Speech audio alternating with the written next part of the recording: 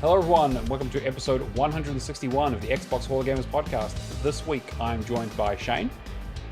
Hello. And Jake. Hello. I like that we've got like a red, white, and blue motif going this week. That's great. As it should be. Yeah. It'll be the whole world soon. Exactly. You watch. Yeah, Canada first. I'm watching. Yeah, trust me, I'm watching. Which red, white, and blue? France. Them, you know? Yeah, France. Yeah, that's Viva la France. Right. They want the statue back, man. They do. As always, we do the show live on Twitch. Xbox Hall of Gamers, a place to find us as per usual. Otherwise, catch us on our audio platforms or on YouTube if you missed the VOD. How you guys doing? It's been a little while since I've had you guys on the show. Shane, what have you been up to? Oh, gaming. I was at a resort. That's why I wasn't on last time. So, Nice. all nice and refreshed. I found out I'm not as young as I used to be, and here I am, still alive somehow. Yeah. Jake, what about you? Yeah, I think last time that I wasn't on, I was in Ohio. Not quite the same as a resort, but Close, To be fair, the resort was in Wisconsin, so I had plenty of cheese, but it wasn't anything the best. Well, fair enough. Resort in brackets. Yeah, for sure. No, I've been busy bee, but I'm finding catching my stride and finding more time to get games back in there, which has been good, and I've been happy to do so. So, a healthy balance of gaming and having a social life. Weirdly, It's a tough one, right? Important. Ugh, it is. All right, well, let's just jump straight into the news because we've got a few news stories, not massive ones, but it's a little bit quiet at the moment. But the first one here is that Warhammer 40k Space Marine 3 is apparently officially in development. Saber Interactive have come out and said, "Yep, we're making it." Focus is like, "Yep, we're publishing it. It's happening. It won't be for a good while, but apparently the second one did well." I don't know. You guys have any thoughts about Space Marine in general or Warhammer? I know there's a big so obviously the distance and release between Warhammer or Space Marine 2 and 1 was like what, a decade? Just about, plus? Yeah. However, I know when Space Marine 2 was announced, there was it was announced to resounding reception, I guess. I remember people were stoked about it. And I'm like, that's cool that people are stoked about it. That's sick. But was there a huge ask for this game that I wasn't aware of or something? I kind of had the same feeling, honestly. Yeah, it's great that it's a great game. I want to play it. I guess to not go too to focus in. I was surprised about the reception of Space Marine 2, or the demand for Space Marine 2 almost when it was announced. Maybe it was didn't know you wanted it, but when it was announced saying you were stoked kind of thing. I don't know. But I haven't played any of the Space Marines. I want to. I have Space Marine 1 on the PC, and that's probably where I'm going to play it on Steam so I can max it out at 120 frames, which is a joy I've found lately, is taking 7th gen games. Yeah. And doing what should have been done in the first place and optimizing for frame rate instead of resolution. Sure. But having both of both worlds, because I have a 2025 computer, and I'm playing games from 2009. Anyway, so I want to play it. I want to play the second one. It looks really good. And yeah, I mean, I have interest, so third sounds cool. Warhammer as a whole, I think I had my first experience with Warhammer a couple years ago. I don't remember which one I played, but it was one of the tactical RPGs that they had. There was the one that was leaving Game Pass? Yeah, I think so. Yeah. What one was that? I played that one as well, and I was like, oof. It wasn't Battle Sector, was it? It might have been. It was a game. Yeah, Battle Sector, I think. Yeah, you might be right. I had fun with it. I really enjoyed it. I enjoyed it a shocking amount, I would say. And it made me want to explore the franchise further. I played Darktide a little on a secondary account with some friends, and Darktide's super fun. I don't think I have any interest in 100%ing it, but I would play it for fun. Yeah, Warhammer is a series I'm into, but I haven't given as much time as I'd like to. And Space Marine 3, based on my level of interest, I welcome it, I suppose. But it's interesting. Just I guess more so what I was trying to say, or the point I was trying to make, is it's interesting how far 1 and 2 are apart versus like Yeah, they're chasing the they successive clearly 2 think with, they're like, okay, this is a big one. We need to like really jump on it. yeah, working now. So it's interesting. Well, did you guys watch the secret level episode or? No, I haven't actually. I need to watch the No. level. I'm going to download that actually. It's really good. Yeah. Okay. Very good. So, and I did do Space Marine 1. Yeah, and me it was too. really fun. Great game. Yeah. It was Yeah, a really hard I- multiplayer achievement, but other than that, Yeah. real good. Yeah, I want to play that one. I've been eyeing that one. I bought like a Space Marine or a Warhammer collection on Steam a couple years ago when it was on like a Steam sale that I want to dive into Yeah. at some point. The Warhammer license was always a bit of a grab bag in terms of like all kinds of genres, all kinds of levels of quality. You know, you had like your Dawns of War and that Yeah. kind of stuff done by Relic, which were amazing, and then you had like so many other just absolute trash things that they came Yeah. out with. But yeah, I definitely do want to get on Space Marine 2. It has not been on a good enough sale for me to want to pull the trigger on it. I think there was a sale last week. too It was new. like 35%, I think, which was pretty good. But I'm waiting for like a 50% sale, probably towards the end of the year maybe. But it's definitely the kind of thing where it sounds like the co-op experience with like because they have like the single player mode, like the mission stuff, then you have this co-op kind of replayable mission stuff, then the multiplayer competitive stuff, and it sounds like the co-op is really where the meat of the experience is at. So we'll see. I'm excited to see they're doing more of it, but I'm kind of with you. I was surprised that they were doing another Space Marine. I was happy for it because I really enjoyed the first one, but yeah, I guess they want to make the most of it. But again, with the way game development is these days, we probably won't see it till the next generation. Yeah, like I was cool. I thought Space Marine 2 was cool too. When they announced it, I'm like, oh, neat. I know Space Marine. That's cool. But like, it was just like how the crowds went wild for it. Yeah. I was not expecting the crowds to go wild for a Space Marine 2 announcement. For sure. Yeah, definitely shocked by that. I'm just surprised it was Yeah. good, to be honest. Like I was like doing a sequel that late, like that far apart from the original, when like they just don't make games like that anymore, and it still did really Exactly. well. But can you mess it up? Like you shoot things. I mean, Pew, yeah, pew, shoot real Tyranids, right? I don't know. I feel like Yeah. yeah, Well, and here's the thing: Space Marine 2 came off of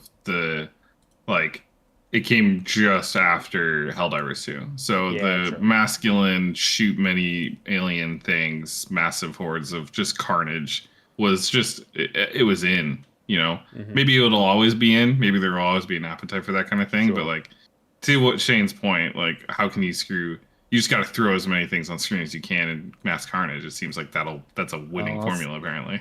Let's hope you're right because E-Day's coming, and I'm sure they're really hoping like the Yeah. masculine shooter is still on top. So yeah, that's a good Well, point. Actually, It's less the masculine thing and more like I think it's more just like the carnage, the throwing mass amounts of enemies on the screen. Maybe that's a no, formula. it's Maybe all explosions and blood and maybe you're right. You're right. No, that's fair. I Right. just said not masculine and explained masculine. yeah, I was gonna thing. people shaving with a gun. Yeah, exactly. Yeah. the chainsaw. Yeah, you know. exactly. Fair enough. Fair enough. I'm actually looking forward to ED. I don't know. Again, it will very much depend on what the achievement looks like, but I'll I play it on betting an one alt of 'em. account. yeah, that's kind of what I'm usually. I've been seeing wanting it. to go through the Gears games on an alt account for the last couple of years, even. Well, but the rumor was they were doing that Marcus Phoenix collection or whatever. That will be like, oh, we'll see if it's any good. I don't know. I am very curious. I heard latest on the Marcus Phoenix collection is I heard Marcus Phoenix collection with no multiplayer achievements. Yeah. If that were the case, Oh, I hope so. I would do it. Yeah. If that were the case, I would do it. Agreed. I've never played any of those games, and that is the main reason. That would be So the if- perfect way to no, play seriously, them. For sure. heck yes. But they're gonna do seriously Marcus Phoenix edition with seriously no multiplayer edition, which is run through the game on Iron Man, inconceivable Iron Man, with like solo no exploit Yeah. thing. 100%. Like it's It'll- gonna be, it'll it have would some still be bullshit. dumb. Yeah. Yeah, yeah. Yeah. Definitely. Beat the game on 2-player mode, but you're one person, and we're gonna have somebody in the room watching to make sure, and one controller has to be Yeah, the controlled other- by clenching your ass I was gonna- cheeks or something. The Like, other controller actually is just exclusively running into fire, so you have to keep picking them up.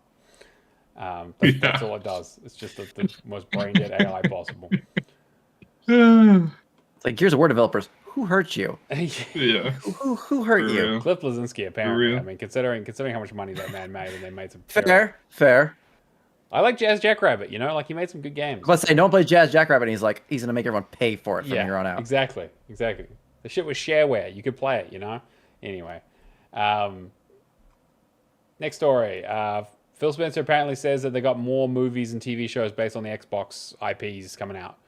My question was, which IPs are they talking about? Because Gears of War. Speaking of. yeah, right. Rise, Son of Rome. Yeah, that's exactly. Oh my god. Oh, I'd be down. Actually, you know what? Sick. Like now that you Can said you that, revisit it? I would kind of, that'd be kind of interesting. Yeah, dude. I don't know why my brain was just like, dude, they should do a gladiator show with Rise, Son of Rome as the theme. Spartacus was really good. Yeah, it's true. mean- It's true. There've been a lot of good shows, like a lot of Roman themed shows that have gone off really well. And it's been a Yeah, while since we've had a I new love one. it.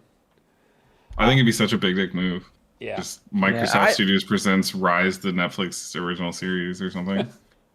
Big If dick they move. handle any future projects like they did Fallout, I'm down. Whatever it is, I don't care. It'll be good. Exactly. I think that's kind of the benchmark at this point is move away from what they did with Halo and move towards what they did with Fallout.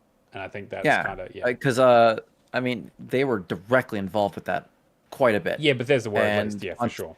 Yeah, and on top of that, it's canon. Yep. It was in the game, like in the game world, and it still was amazing. Whereas Halo, they tried to retread stuff, and they didn't quite hit the right vibes.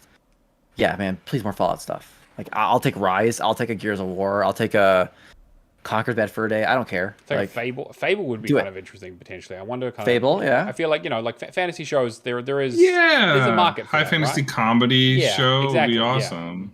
Oh, with like a British dry wit, almost like a Is what there we do in the shadows.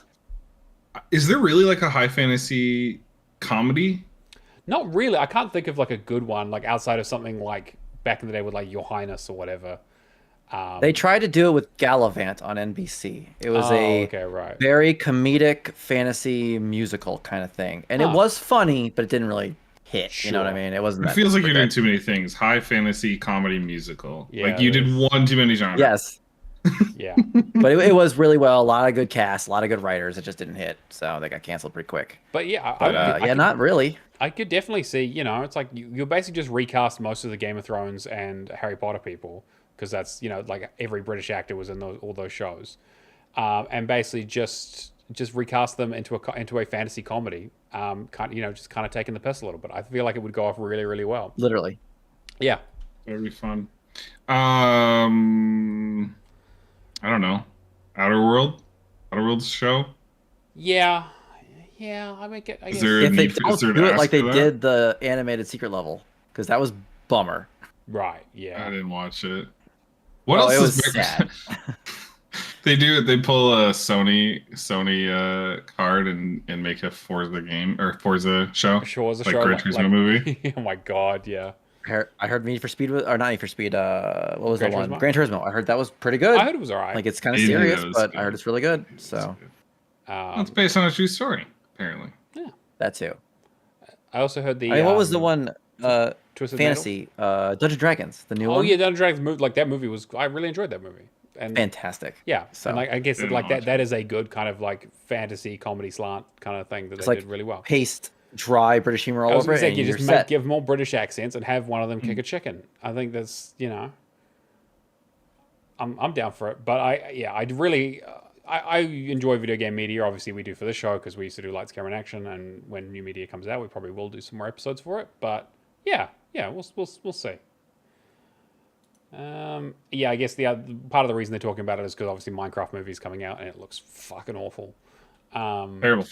Yeah, I'll let you know. We're gonna see it. So I definitely want to hear all about it. Yeah. I haven't seen anything in the trailers that was like Borderlands bad, where I'm like, oh no, no. I don't think it's quite that bad. No. But Yeah, dude. Yeah, border. So with Minecraft movie, I look at the trailer and I'm just like, why? Why are we doing this kind of thing? But it doesn't look like necessarily explicitly terrible like writing and casting. The Borderlands trailer was just like I was watching the whole thing, and I was just like, all of these casting choices are wrong. Just completely wrong. All of the dialogue from the trailer, this is all poorly written. this is actually just like an objectively bad movie. Yeah. Yeah. The Minecraft movie doesn't look like an objectively bad movie. It's just like, ugh. The fact I don't that know it's why live we- action I is definitely have really questions, the thing that really but we'll Yeah. confused me. But yeah. This will probably be a quick one, but Split Fiction players will play. Apparently, there was a hidden level in the new Split Fiction game. So it's the Laser Hell Challenge, which looks relatively difficult. And if you're able to, first of all, find the challenge and complete it, it turns out that there was a secret message recorded by Joseph Faris on there, who basically says, hey, congratulations for completing something that most of their team couldn't even do. And he's inviting the people who finished it out to Sweden to bringing them out to Sweden to look at like whatever's in development for their new game, which apparently they've been working on for like the last month. So probably not a huge amount in terms of like video content or actual like models, but considering how quickly that team works, that's pretty exciting. I mean, yeah, I know you guys kind of had a look at the actual like the difficulty of the actual challenge itself. Yeah. Yeah. The video in the article didn't show how to get to the challenge. I'm almost more curious to see how hidden it was because, yeah, from what I saw, it looked difficult. It looked tricky. Yeah. But it definitely looked like something me and a buddy could do in a couple hours if we really tried. For sure. Yeah, achievement hunter wise, we've done far worse. Yeah, that's not that bad. Yeah, we bashed our head against shit like that for years. Yeah. Yeah, kind of like it's that. Cool. It's super cool doing it. That final level in Cloudberry Kingdom. That game was insane. Fuck that game. Yeah. So the just normal levels in that game are way harder than this. So Sure. Yeah. I mean, honestly, it looked easier than the Sackboy's Big Adventure last brutal level. I didn't play that. I heard it was pretty good though. No, I haven't seen that one. Yeah, I've been wanting to play it, but I watched a buddy stream it, and they did a co-op, and like they did spend a significant amount of time on that last level because 3D platformers have your basic run through and do the story, and then they have like here's the super secret hidden levels that we made that make you want to fucking run into a wall really hard. Yep, 100%. And so I watched them do that. And that looks that looked more difficult than the Split Fiction level, to be honest. Yeah, I've heard a few of the updates for the Astrobot are pretty hard too. Yeah, they added some of those extra new levels they added. Were like, yeah, now it's time to get real, which that's cool. People really enjoyed speedrunning the Astro's Playroom back in the day when it first came out, when PS5 first came out. So I guess that makes sense. Have either of you guys played Split Fiction yet? Oh yeah, it's on the list. Just waiting for my. I'm a game behind in their series, so I still have to do it Takes Two or whatever. Yeah, it takes two. So yeah, just my co-op partner and myself to find time to do it. I'm probably going to play it this coming week. We'll see if schedules align, but I'm pretty excited because apparently it is like Game of the Year contender material, like It Takes Two was. So every time, Hazelight do not miss. I want to see it beat GTA 6. I'm not even. I want to see it. No. It won't. It won't. It'll probably beat it for this year, for our list at least. But because I don't know if any of us are actually going to play GTA 6 this year, but we'll see how that goes. Especially if they charge whatever they're planning on charging for it. Oh, don't even fucking. Did you guys already talk about that? Yeah. It's going to save the gaming industry if they charge $1 million for this fucking game. It's like, eat a fucking dick. Speaking of games that might save the gaming industry, how about this next article? Yeah, so basically Vaporware at this point apparently, and again, like this is it's like Square Enix bringing Final Fantasies to Xbox, and then Hollow Knight Silksong coming to Game Pass. Like those two things are like every month someone's like, it's gonna happen. Now this is the month, this is the time. Yep. I haven't seen shit. So, but apparently, and it has been a little while since we've heard from Silksong, but apparently, according to a reliable insider, which whatever the fuck that means. You know who said it was coming to Xbox soon? Xbox. They remember? Did. Yeah, several years ago. Remember the fucking it was the Summer Games Fest. Every game you're seeing is gonna be on Game Pass in the next 6 months. Yep. 6 months. Yep. And I feel like with Silksong, like very quickly they were like, oh, but except Silksong, not that one. That was not the one. They basically just pretended they didn't say anything about it. Yeah. But apparently the rumor is that it's getting launched in June.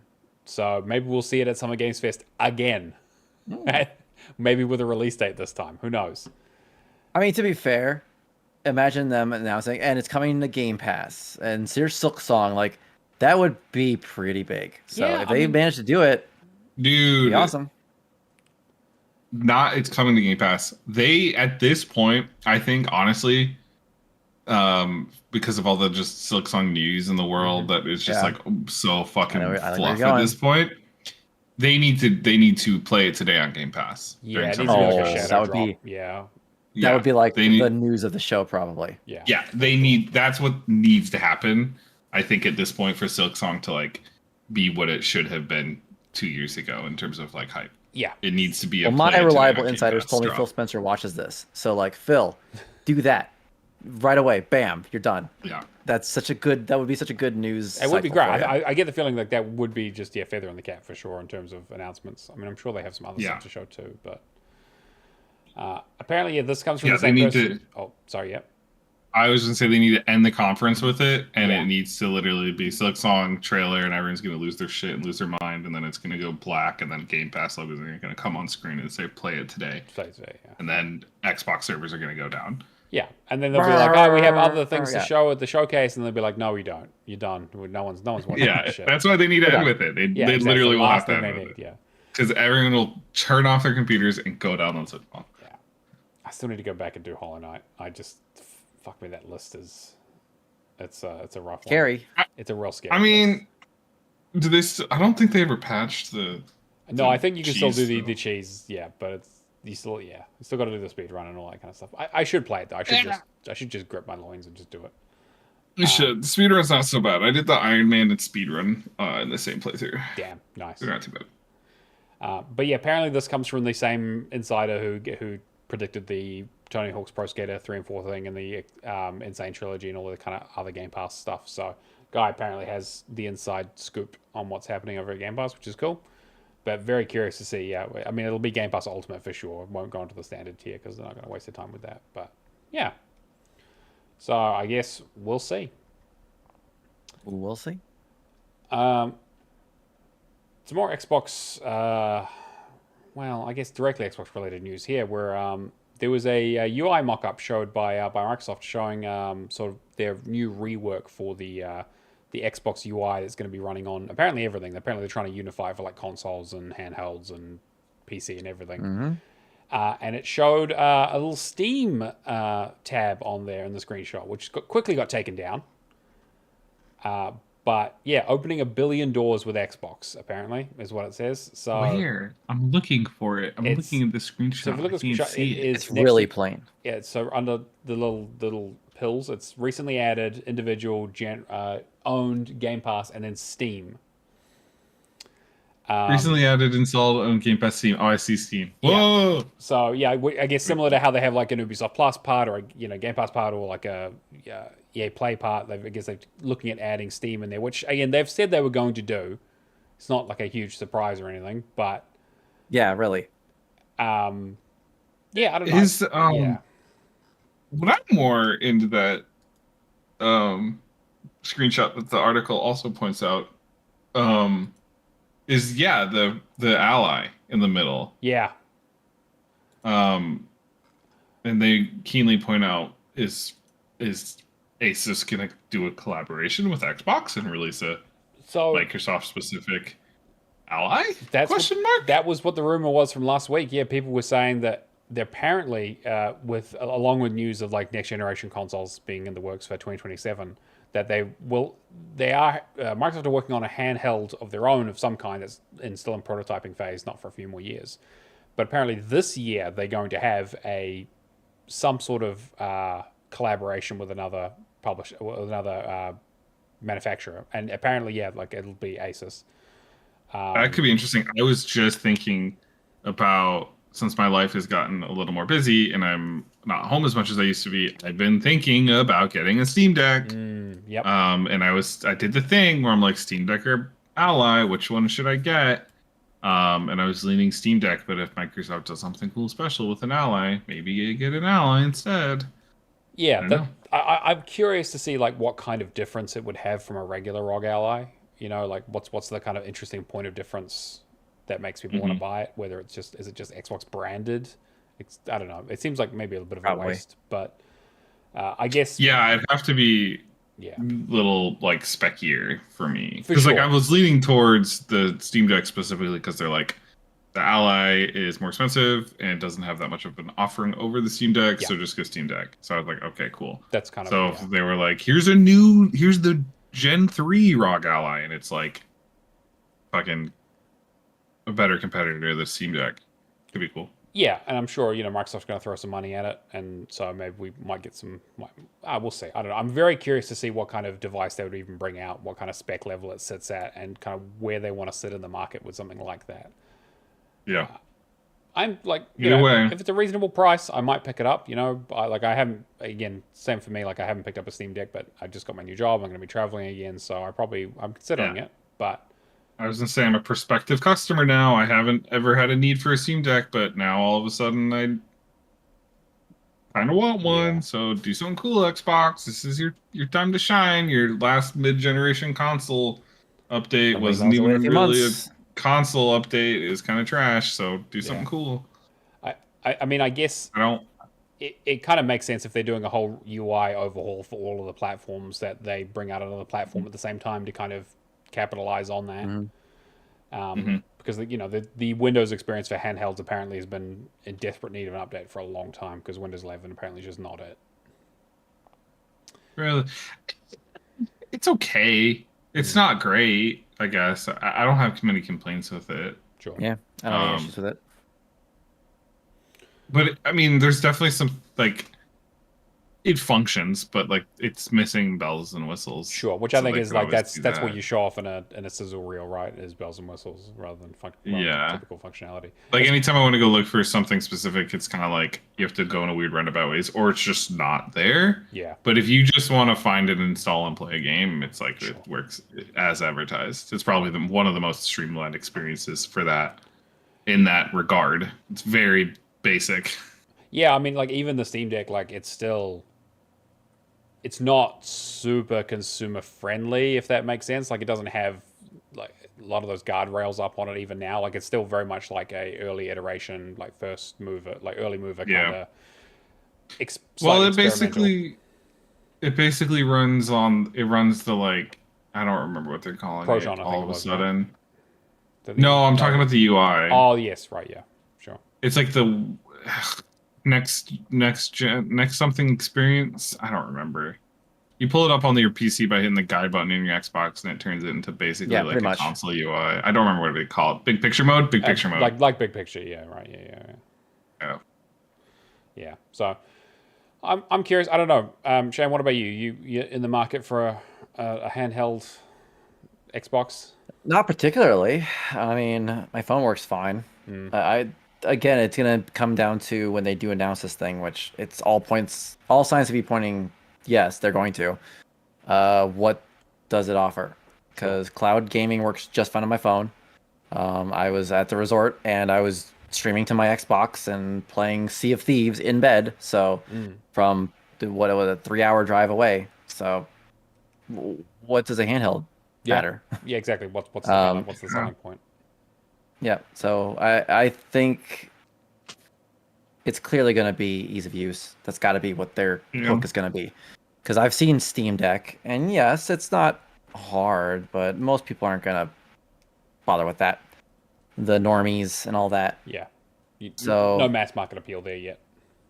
I'd be curious, because did they finally do your library is now cloudable? Not all of it. Most but they're doing bits it. and pieces. They're basically any big release that comes out, they add to it from now going forward, and they went backwards for a little bit.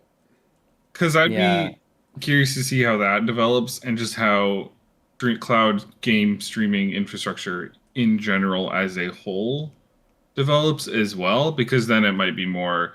Because like right now, like to your point, Shane, I stream to my phone, or like if I'm in a place where I can set my laptop down, I just remote my laptop to my Xbox because that's always been the better experience than doing the cloud streaming. But like if cloud streaming, if they make it more accessible and easier to use, then that could be a pretty decent push to wanting to get something like a dedicated device for streaming. Yeah, you end up with like a PlayStation Portal kind of situation, right? Where it's like a relatively cheap device that just does streaming, and that's it. Does Microsoft start their own cell service and start selling devices with 4G capability? Well, I mean, No. they are Probably not. investing big into their mobile store, Not again. right? But I don't think they're gonna hit up Nokia to try and build some more fucking phones. But Yeah, Let's say, probably how'd not. Windows Phone go? yeah, Missed those.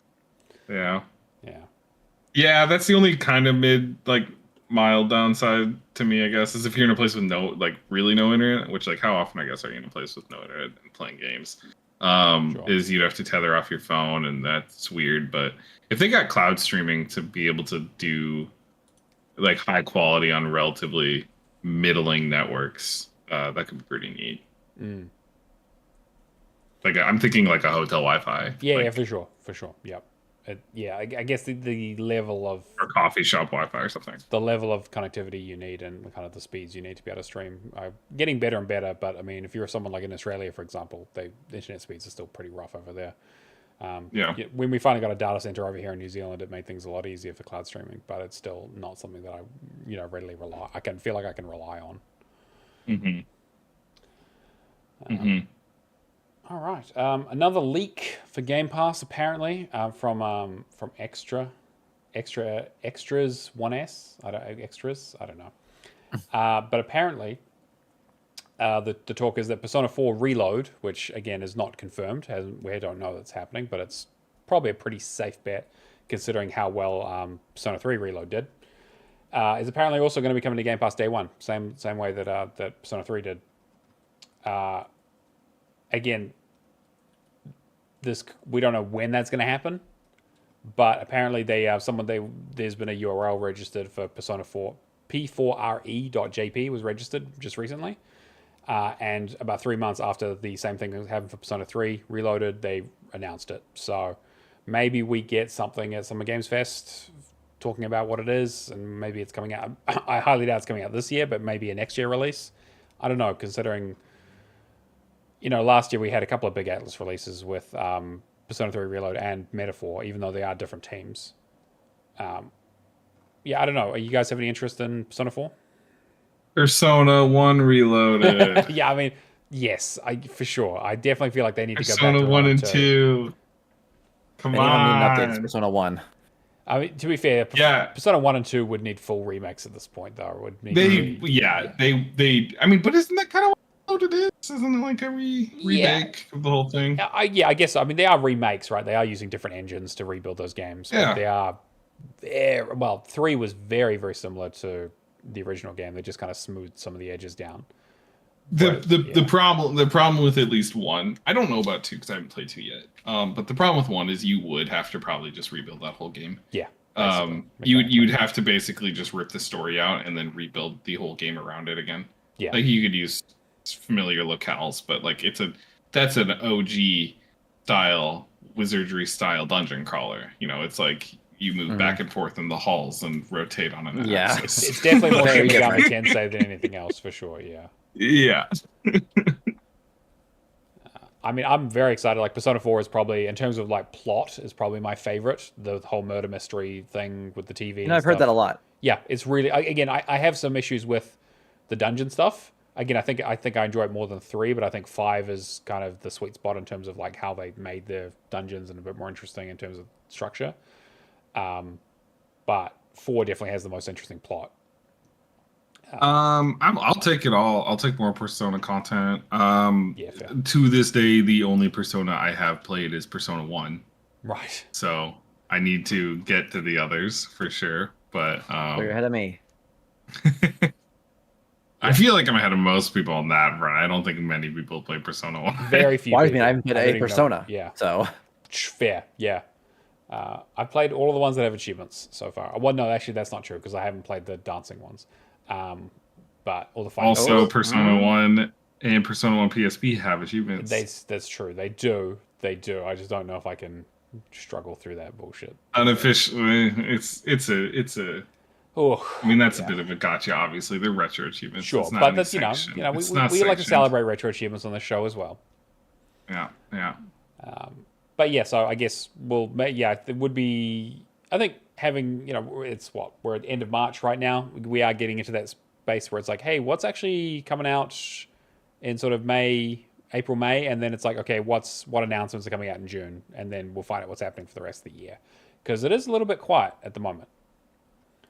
I am looking. I mean, forward to honestly, a that's lot why. of the news today, it feels like a Persona 4 Reloaded, a ROG Ally, a Steam UI, Silksong, um, IPTV's shows, and Space Marine 3. It all, I mean, it kind of all is perfect storm for like gearing up for Summer Games Fest time. Yeah. Like it Building feels hype. like Yeah. we're not Yep. getting a lot. We're probably not going to have a lot of announcements because they're saving them for June. Exactly. And Yeah. so it's going to be really quiet for a couple months. Yeah, we got a couple of games coming out in terms of like some relatively big Game Pass releases, but I think we'll get some heavy hitters towards. This is towards June. this is a really, I feel like this is always like a really weird part in gaming news, like a weird time in gaming news, like is March, because like I feel like January to February you always get like some hitters. You get like stuff that was like either just delayed a Delayed, couple months so it missed holiday season, or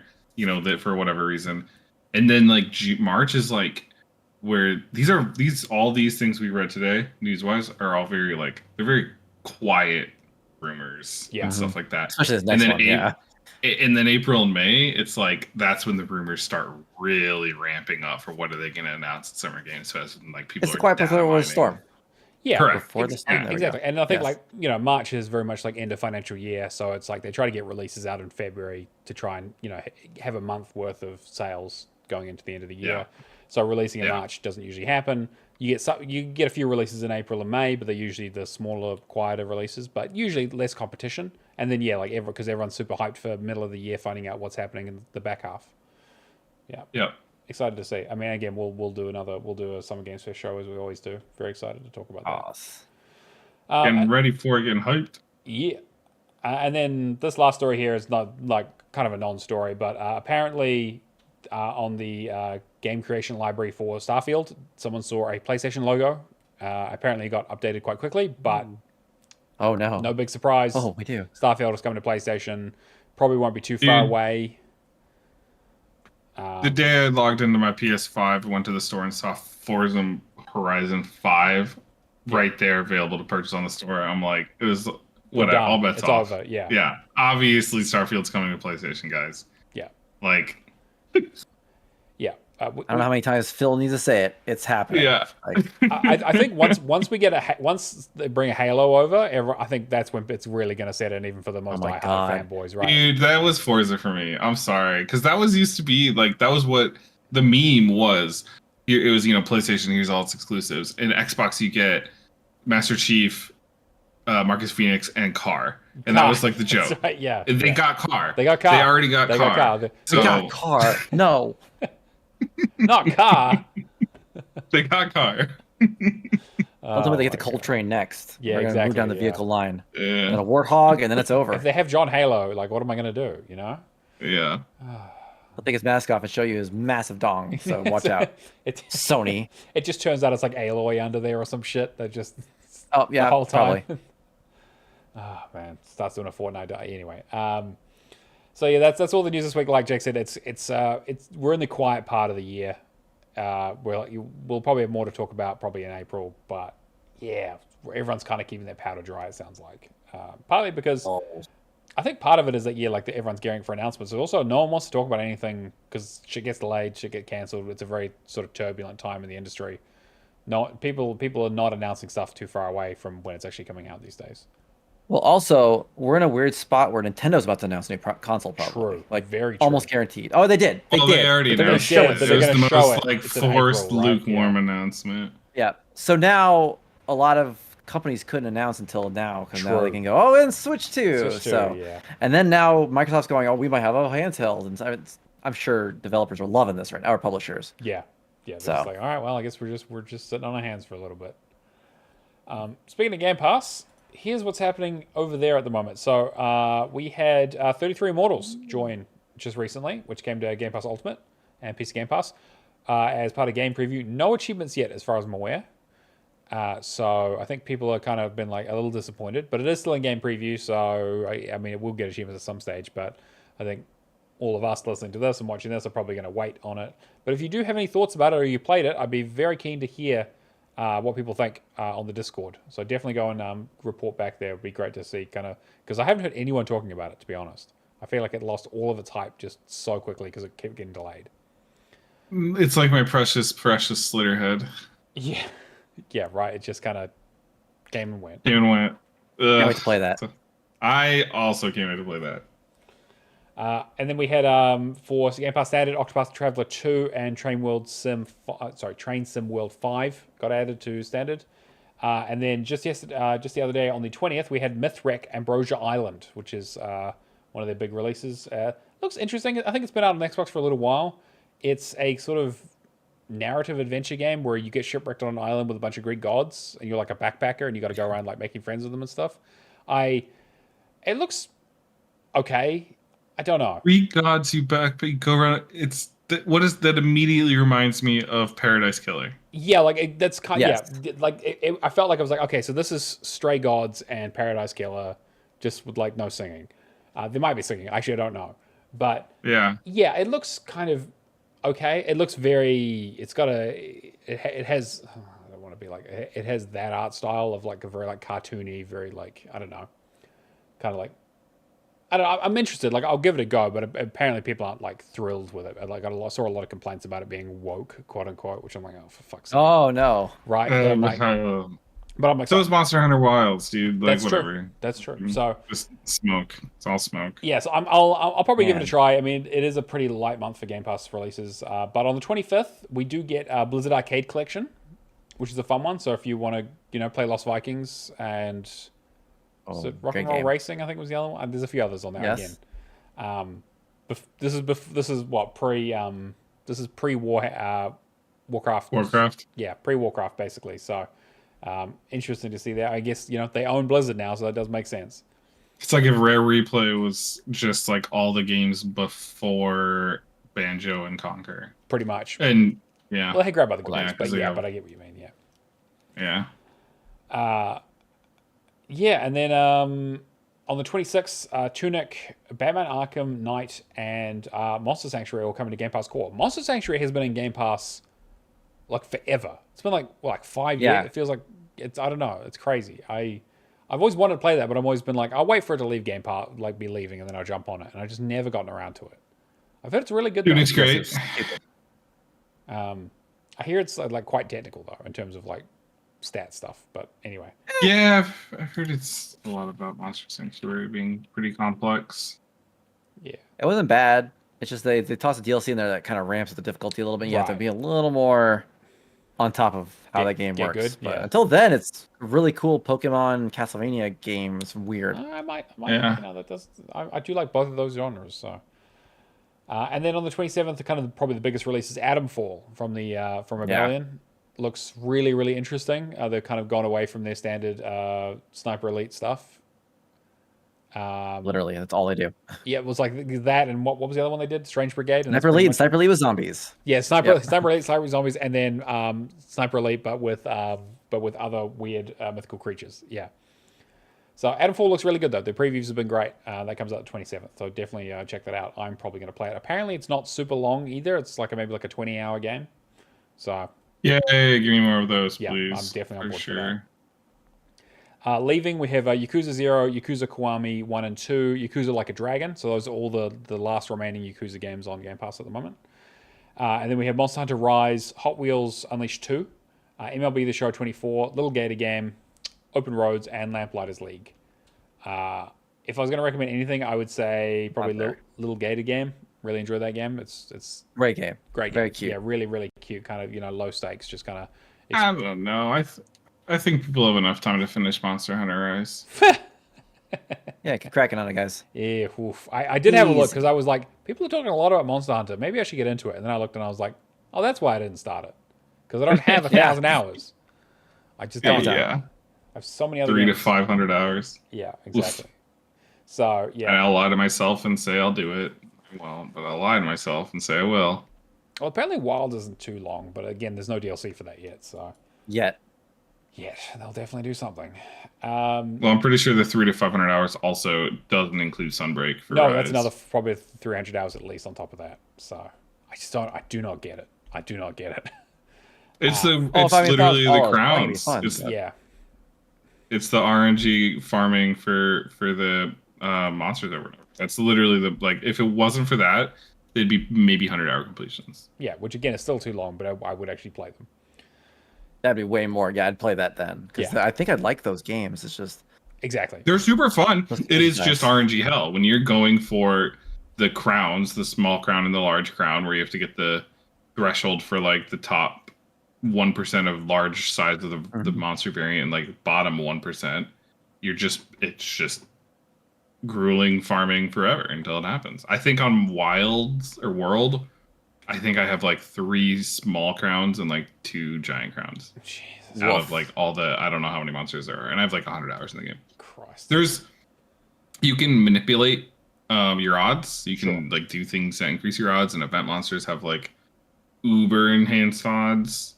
So there's ways to make it more bearable, but it's still like a lot of it's work. still going to be a long, grueling amount of time. But yeah, that's Game Pass. So I guess we'll see. We are almost towards the end of the month, so we'll see kind of what April has for us. I know what's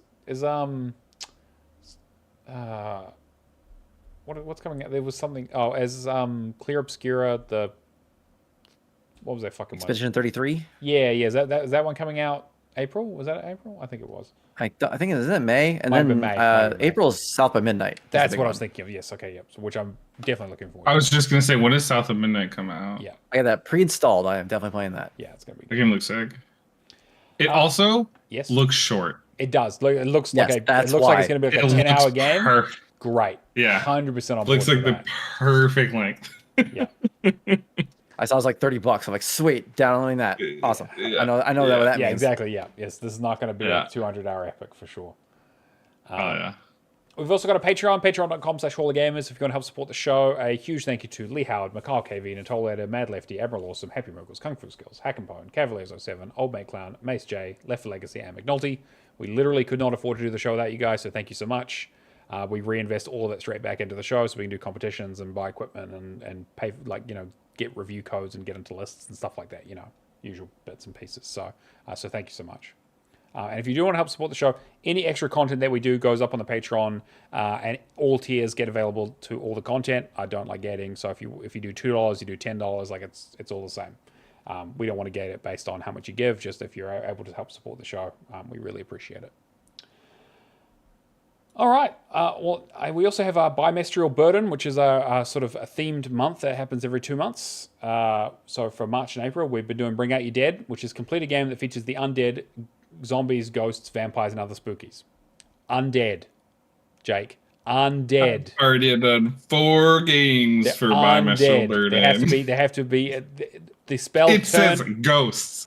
Yeah. It says ghosts. Ghosts I will allow. Demons do not count. Demons are not affected demons by don't count. turn undead. Wait. Okay, hold up. So I gotta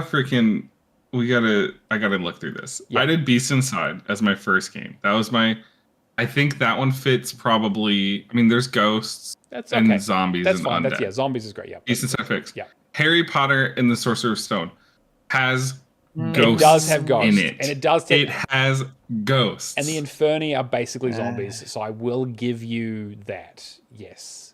And Harry Potter and the Chamber of Secrets also yes, okay. Fine. has ghosts.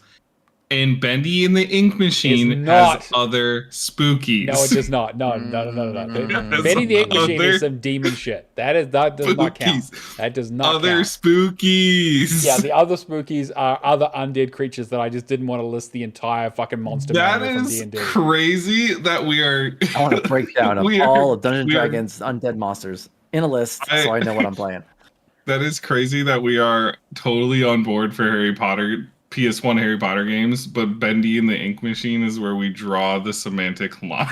Yep, I'm sorry. Like, I We gotta have draw the line integrity here. somewhere. Yeah, it's exactly right. It's like if a paladin used turn undead on them, what would happen? That's where I'm rolling on it. All right, fair enough. I'll break up the I guess 5e book if I have to, but I can't think of any undead thing in Bending the Ink Machine. Yeah. That's fair. It's weird, I did enjoy that demonic game shit. when it worked, but yeah. Yeah, I'll go over that for when I'm for Yeah, well, games we've let's been just get into playing. that then. Like, Jack, let's start with you. What have you been working on the last couple of weeks? All right, well, let's rip it off. We've been talking about Bendy, obviously. There's a couple games I could talk about because it's been a minute since I've been here, but we'll start off with Bendy and the Ink Machine. I heard about Bendy through, I think the way most people did. It was just like it was kind of an internet phenomenon, right? Yeah, Like just because the art it was style like and yeah. yeah, it was like a Five Nights at Freddy's internet phenomenon, like weird, creepy kind of Poppy's Playtime story. Like it's like these animators and the art style, super, Steamboat Willie art style, and that's really cool. It resonates. And so I gave it a shot. It didn't look super duper long. And when I was thrown in, it was I was like, immediately taken over by the atmosphere of the game because the game does that atmosphere incredibly well. It's exactly as advertised. It's Steamboat Willie.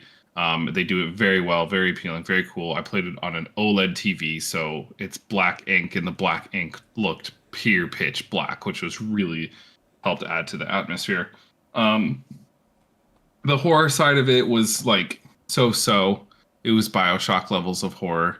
I think the atmosphere is probably why like it couldn't ever be truly terrifying. Sure. Because of the art style that I chose. But that's fine. Not every horror game needs to be shit your pants terrifying. It just needs like I think atmosphere. Like BioShock isn't a shit your pants horrifying game, but it's one of the greatest games of all time. Yeah. And it's objectively a horror game. Like it's not shit your pants scary, but it's a horror game. Same with Bendy.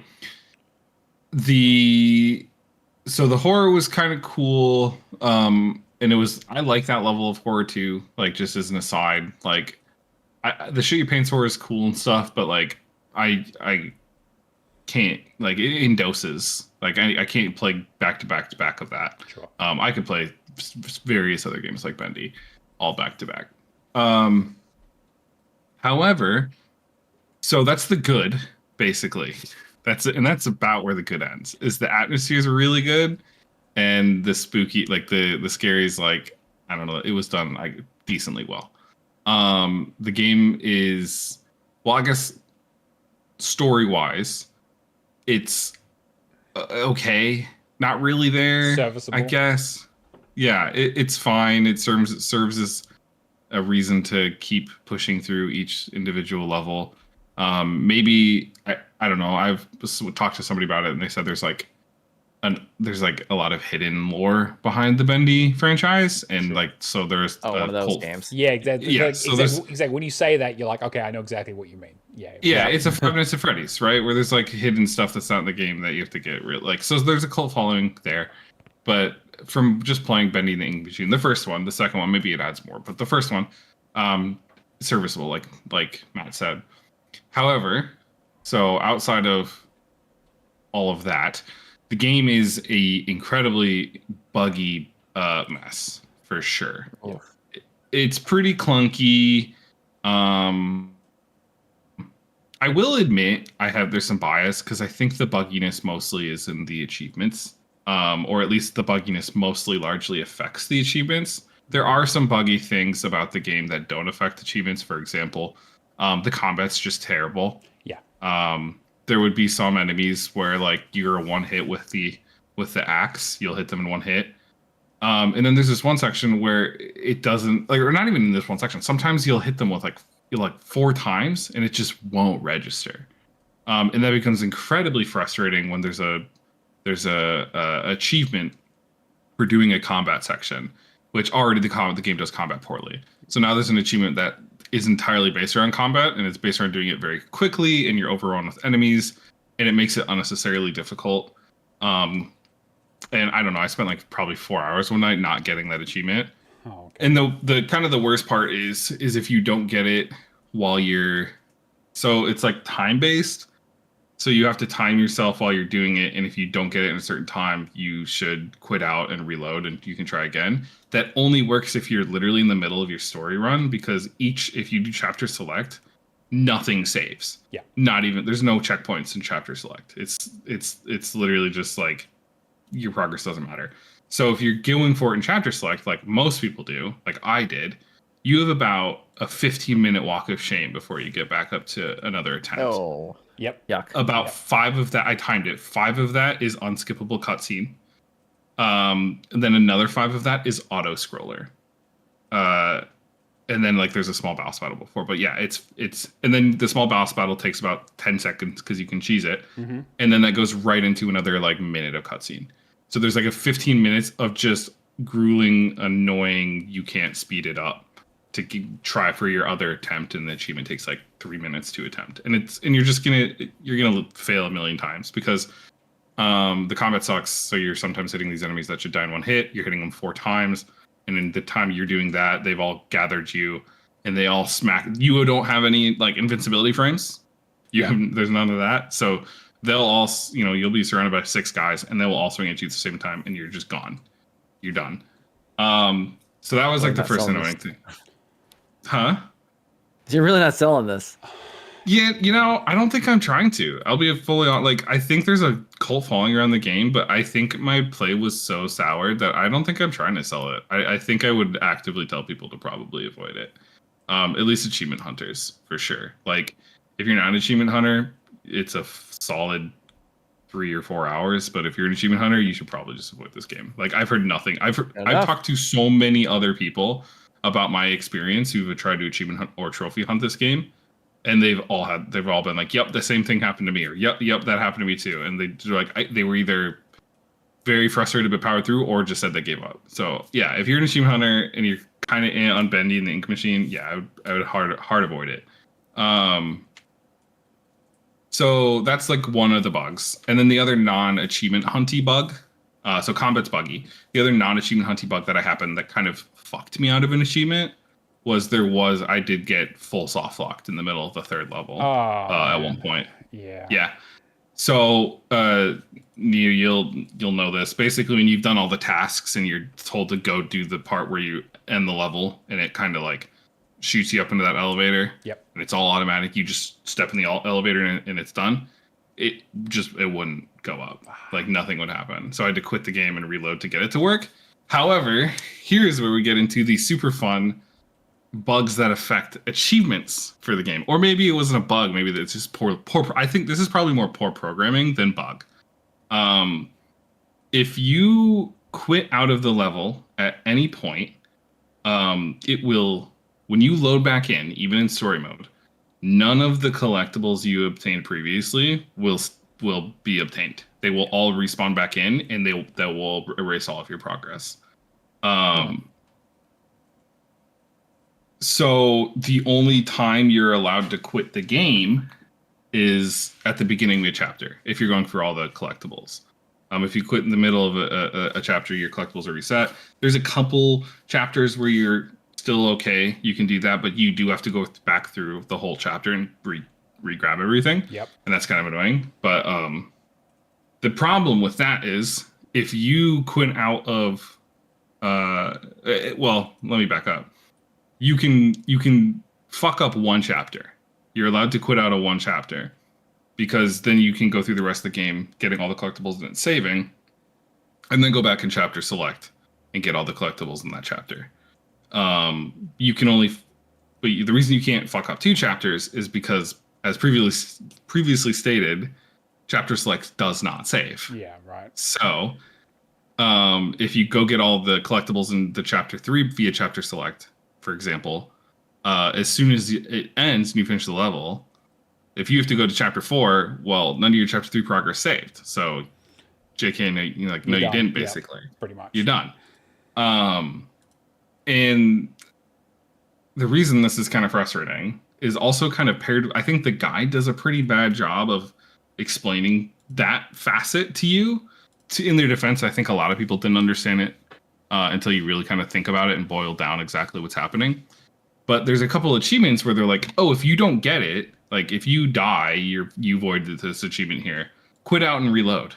And I, following the guide, was like, okay, I'll quit out and reload here. Mm-hmm. Not really realizing that was going to fuck up all of my collectibles. Yeah.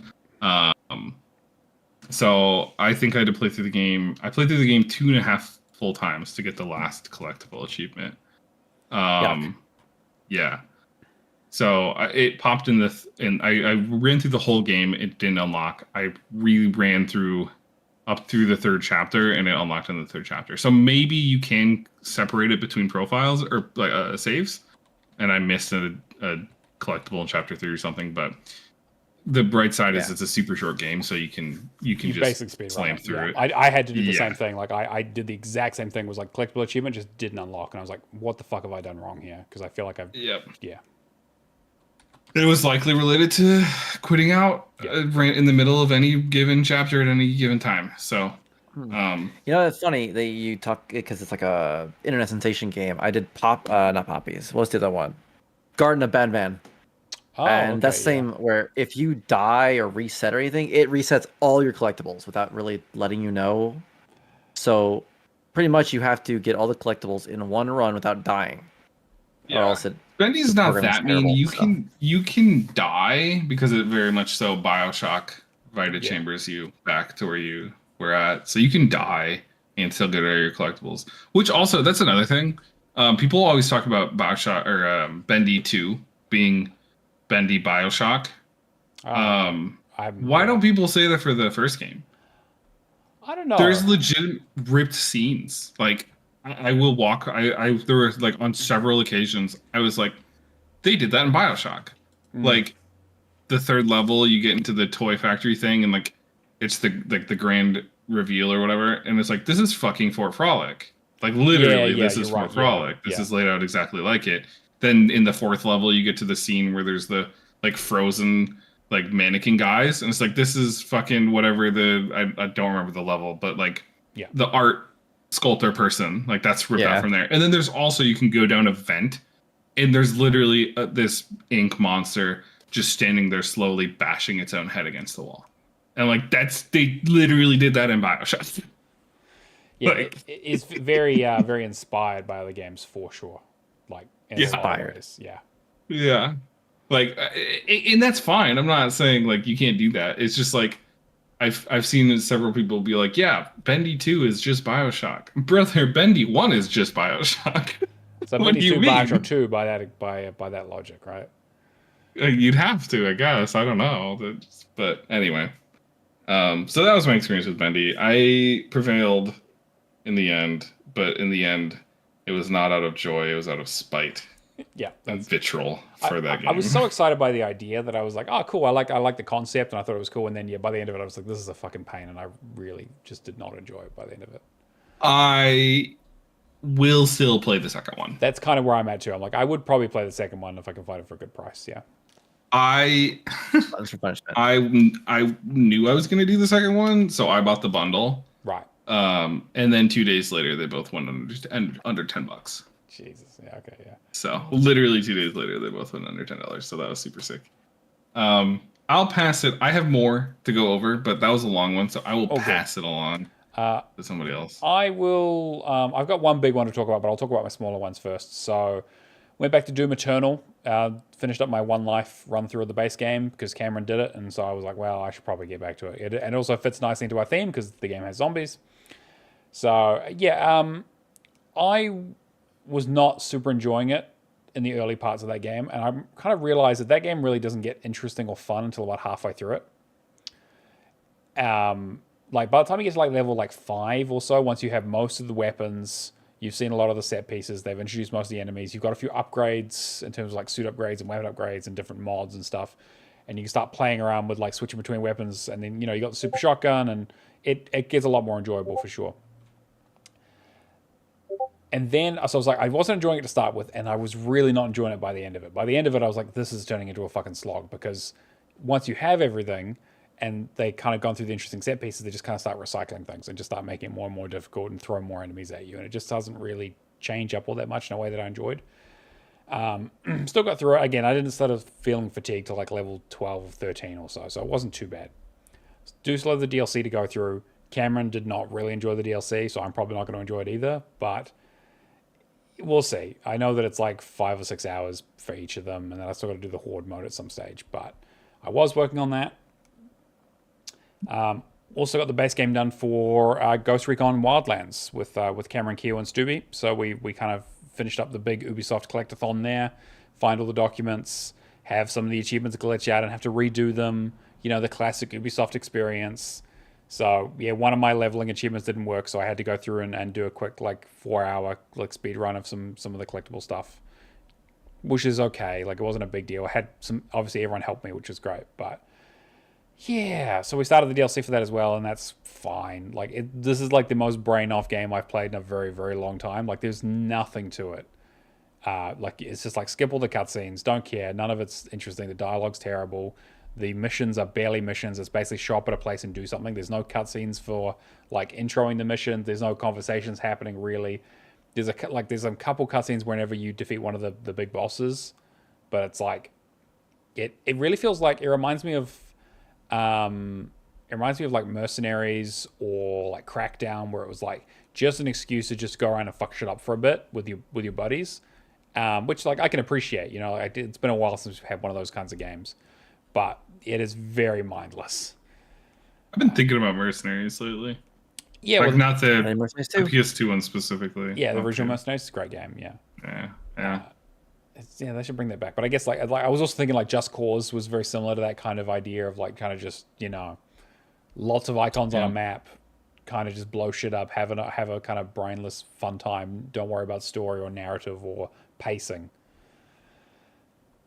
And then on my sort of quest to dig up games out of my backlog that I haven't started, that I just have been tired of looking at, I started Blue Fire. I started and finished Blue Fire, which is I think it was the last Games with Gold game.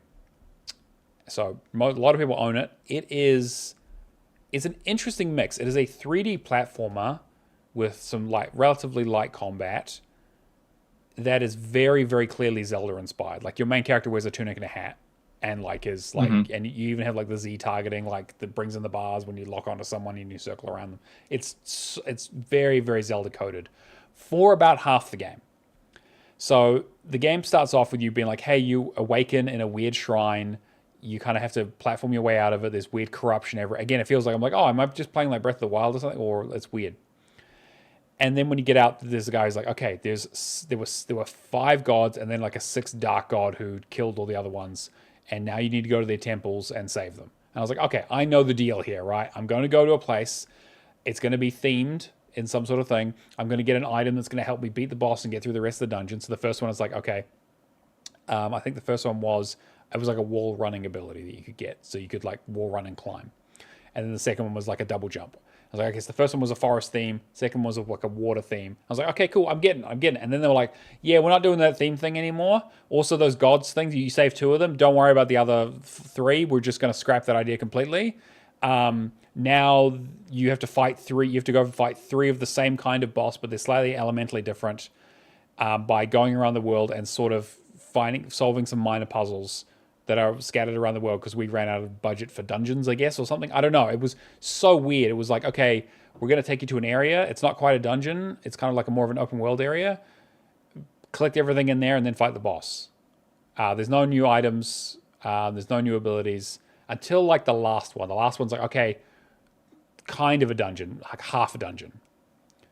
And then you go and fight the final boss and the game's over. And there's a lot of collectibles, and there's like a lot of like little mini quests and stuff. And the game was fine. Like it's very rough around the edges. Like the platforming, like the reason why Link doesn't jump is because platforming kind of breaks games like that in terms of like what you can and can't climb on and that kind of stuff.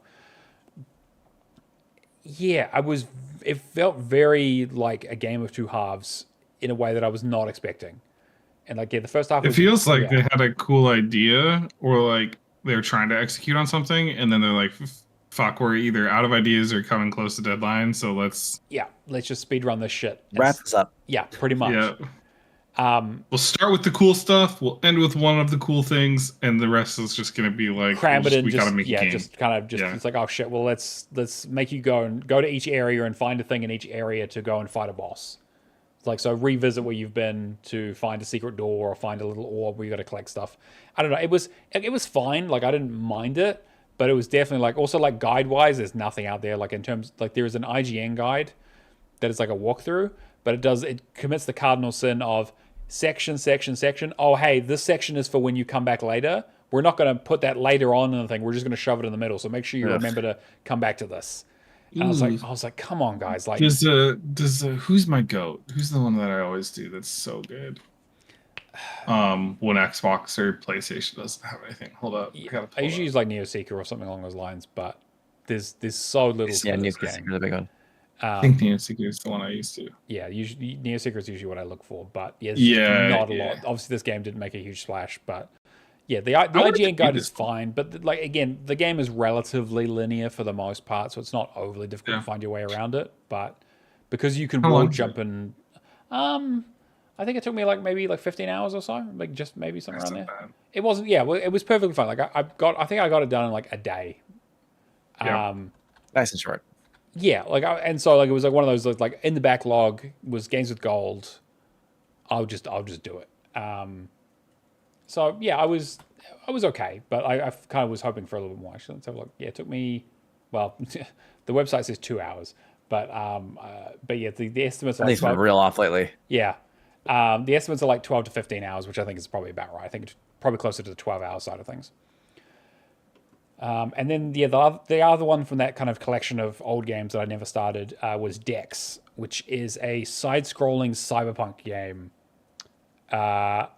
which is it's an interesting game. It very much like big ideas, slightly rough execution.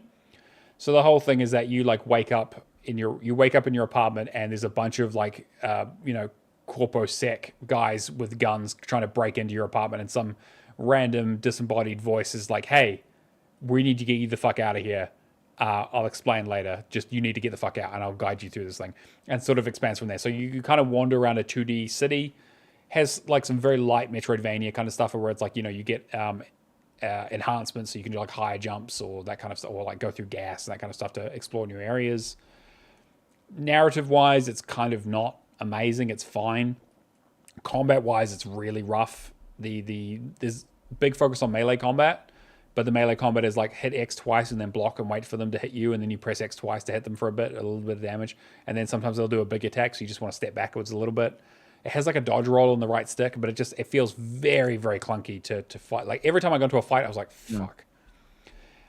And then also that's never good. Yeah, and also the gunplay is also even worse. So again, you get points to spend on leveling. It has a relatively robust RPG mechanic stuff of it very much feels it feels very much like a 2D Deus Ex style thing, where it's the idea is to have different skills, different abilities, so you can kind of immersive sim light your way through problems. So where it's conversation. It's if you have the extended legs, the extended limb thing, you can just jump up to a balcony as opposed to breaking into an apartment or whatever. So there's a couple of little bits and pieces like that. Different ways to solve quests. It's got a lot of really good ideas, but mechanically and technically it's quite buggy. Down to the fact that it has a save corruption issue that is really fucking annoying. So I played about 6 hours or so, and I've been saving, relatively regularly. I played for about 6 hours. I quit out, and then I jumped back on a little while, and then I played another 5 hours or so, getting towards the end. I quit out. I jumped back in. It had taken me back to the save from the 6 hour save. So the save had just reverted. So it just reverted to an earlier save. No explanation. There's a lot of people talking about it online. So apparently, if you play the game for too long in a sitting, it will basically just choose a point where it will stop recording the saves properly, and you'll just go back to wherever that was. It happened to me twice. Wow. Thankfully, the second time, again, because I knew what I was doing, I was able to make up that time in an hour. So I lost an hour or two, and it was okay. It was not great, but yeah, weird kind of thing. Again, not a super long game, so you could do it in a couple of settings, but yeah, really not a great experience. Where I was okay, this is just kind of not okay. The walkthrough on TA is pretty good. It's not perfect. It definitely has a lot of that go left when you're supposed to go right kind of thing going on. And yeah, the kind of thing where it's oh, now, you should have leveled up by this point, so put some experience into this. And it's okay, well, I'm not, the values aren't adding up. So, but overall, interesting game. I've had it sitting there for a long time. I'm glad I kind of went and played it. But yeah, definitely too buggy for me to be yeah, 100% recommend, 10 out of 10, everyone should play it. It's much more of like a 7 out of 10. It has been on some deep discounts, so if you're kind of interested in like a Cyberpunk style game with less of a commitment than something like a Deus Ex or a Cyberpunk game, not too bad. I might own it. I don't remember. Again, it was one of those ones that, like, I've literally made a group on my a group of games on my Xbox that is not started, so I can just look at it and be like, okay, what do I need to get off this pile of shame that I just need to either just dive in, or something I just need to just push through and complete. So yeah, I've got a few on there that I've started that I was like, oof, yeah, I probably should have just left this on that pile. But yeah, man, this fucking Clouds and Sheep 2 game is just terrible. Anyway, that sounds bad. yeah, Shane, what have you been working on? Oh, I did Skull and Bones was the big one. Oh yeah, in my continued quest to play, all the bad public perception games of 2024, graphic explosion. This one was my March, and you played it as well. I did play it, yes. It's not bad. Yeah, I think it's fine. If anyone has played Assassin's Creed, Black Flag, or Rogue, you know what you're getting. It is the sailing pirate part of those games stretched out to an entire game. I think stretched is maybe the probably the biggest. Yeah, because that's it. Like that is it. It's interesting you say that, because I was literally like, that's what I heard was one of the big criticisms was like, we just wanted Black Flag. Like, if you would have just done Black Flag, it would have been fine. And people said, yeah, and it is. You even get out of the boat. Yeah. You can't do much out of the boat. You really it's only for what do they call them? Hideouts, I think. Yeah, or where you can get out. Outposts. Yeah. Outposts. That's it. And yeah, I mean, probably the biggest thing they added is customization. You can deck out your ship and all kinds of it's a what do they call them nowadays? Persistently online. Yeah, it's a live platform service kind of game. Yeah. That's it. So there's credits and tokens and season pass and. Did anything set it apart to you as a quadruple A game? However. Oh yeah, obviously. I mean, the water reflection, timeline, I think, fantastic. Probably, yeah. And all the jute you could ever want. Oh my god. Just endless. You know what I'm talking about. Yeah. Why they added that achievement. So there's a did you play it, Matt, when they still had mini games to harvest stuff? No, so again, because I only played it last month, again, they've updated it quite a bit to streamline that experience. So a lot of people it used to be when you harvested, you had to get the thing in a green zone to get the most amount of stuff. I couldn't imagine doing that bullshit. Could you imagine having to get 10,000 jute using a mini game? Yeah, fuck that. It was bad enough just sailing around the island 20 times to just get all of it. Yeah. Yep. Loop around, up, around, down, back, reload. Pain. But I enjoyed it. It's the rare achievement hunter game where really you don't have to follow a guide. You can kind of turn your brain off and yo ho ho. Jack Sparrow around. Where are we at? We're at the Indian Ocean, so that whole area. Yeah. Once in a while, you might come across a sea monster. Which I did not expect. East Africa, and then the Indies, and that's kind of it, really. And then and then the open ocean. For now, there is a big section of the map that there's it's shaped in a weird space where you're like, okay, clearly they're going to add it probably. Yeah, I don't know. We'll see what they add, but yeah. Will they add achievements? No, almost certainly not. I don't think so. No, Ubisoft doesn't tend to do that, honestly. For their live service stuff, at least. Yeah. Yeah, their live service games, they don't. Avatar does and Far Cry does, and things get DLC. If they paid DLCs usually, but if it's added just more content, they usually don't bother. Their seasons, yeah. So I'm hopefully, because I enjoyed it, but as always, I don't want to go back. I'm good. So I enjoyed it. It was cool. Again, you just turn your brain off and blow up some people. There's not a really good achievement guide anywhere, but you can be pretty efficient and get it done quick. I was legit just having fun, so I added probably a good 2-3 hours to my playtime. But yeah, trophy. That's 3 for 3 so far. Decent trophy guide out there, I think, for I think just on PlayStation trophies or whatever, that has a rough idea of just kind of sail around and do everything, and then that's kind of rough idea is a good word for it. Yeah, the concept of walk. Yeah, it's not roadmap. We call those roadmaps. Yeah, exactly. Yeah. Yeah, I know, but sometimes you just want, hey, go when you finish this. You're going to go back over here and do this quest, this quest, this quest. and then There's a time and 'cause- place for a roadmap versus a step-by-step walkthrough, I think. Yeah, Yeah. the game doesn't necessarily like- need one, but I think that in terms of like the way the leveling system works, in terms of like the quest stuff, you will eventually. Like, I definitely had a point in the main quest, that was like, oh, I'm under leveled for this. I need to go and do some other shit maybe, and try and find something else to do because my ship is not dealing with this well. You know, Well, Matt, the only problem Sorry. I had was the only time you get lost, really, out of all the achievements, is when you have to get a manufactory Yes, because yeah, you I have to complete a definitely very looked that up. specific Yeah, quest line, which Yeah. is the only time you have to do that in the completion. yeah, So that's what I'm talking about. I looked everywhere, and everyone's like, "Oh yeah, go talk to whatever her name was, Lanita or whatever." Yeah.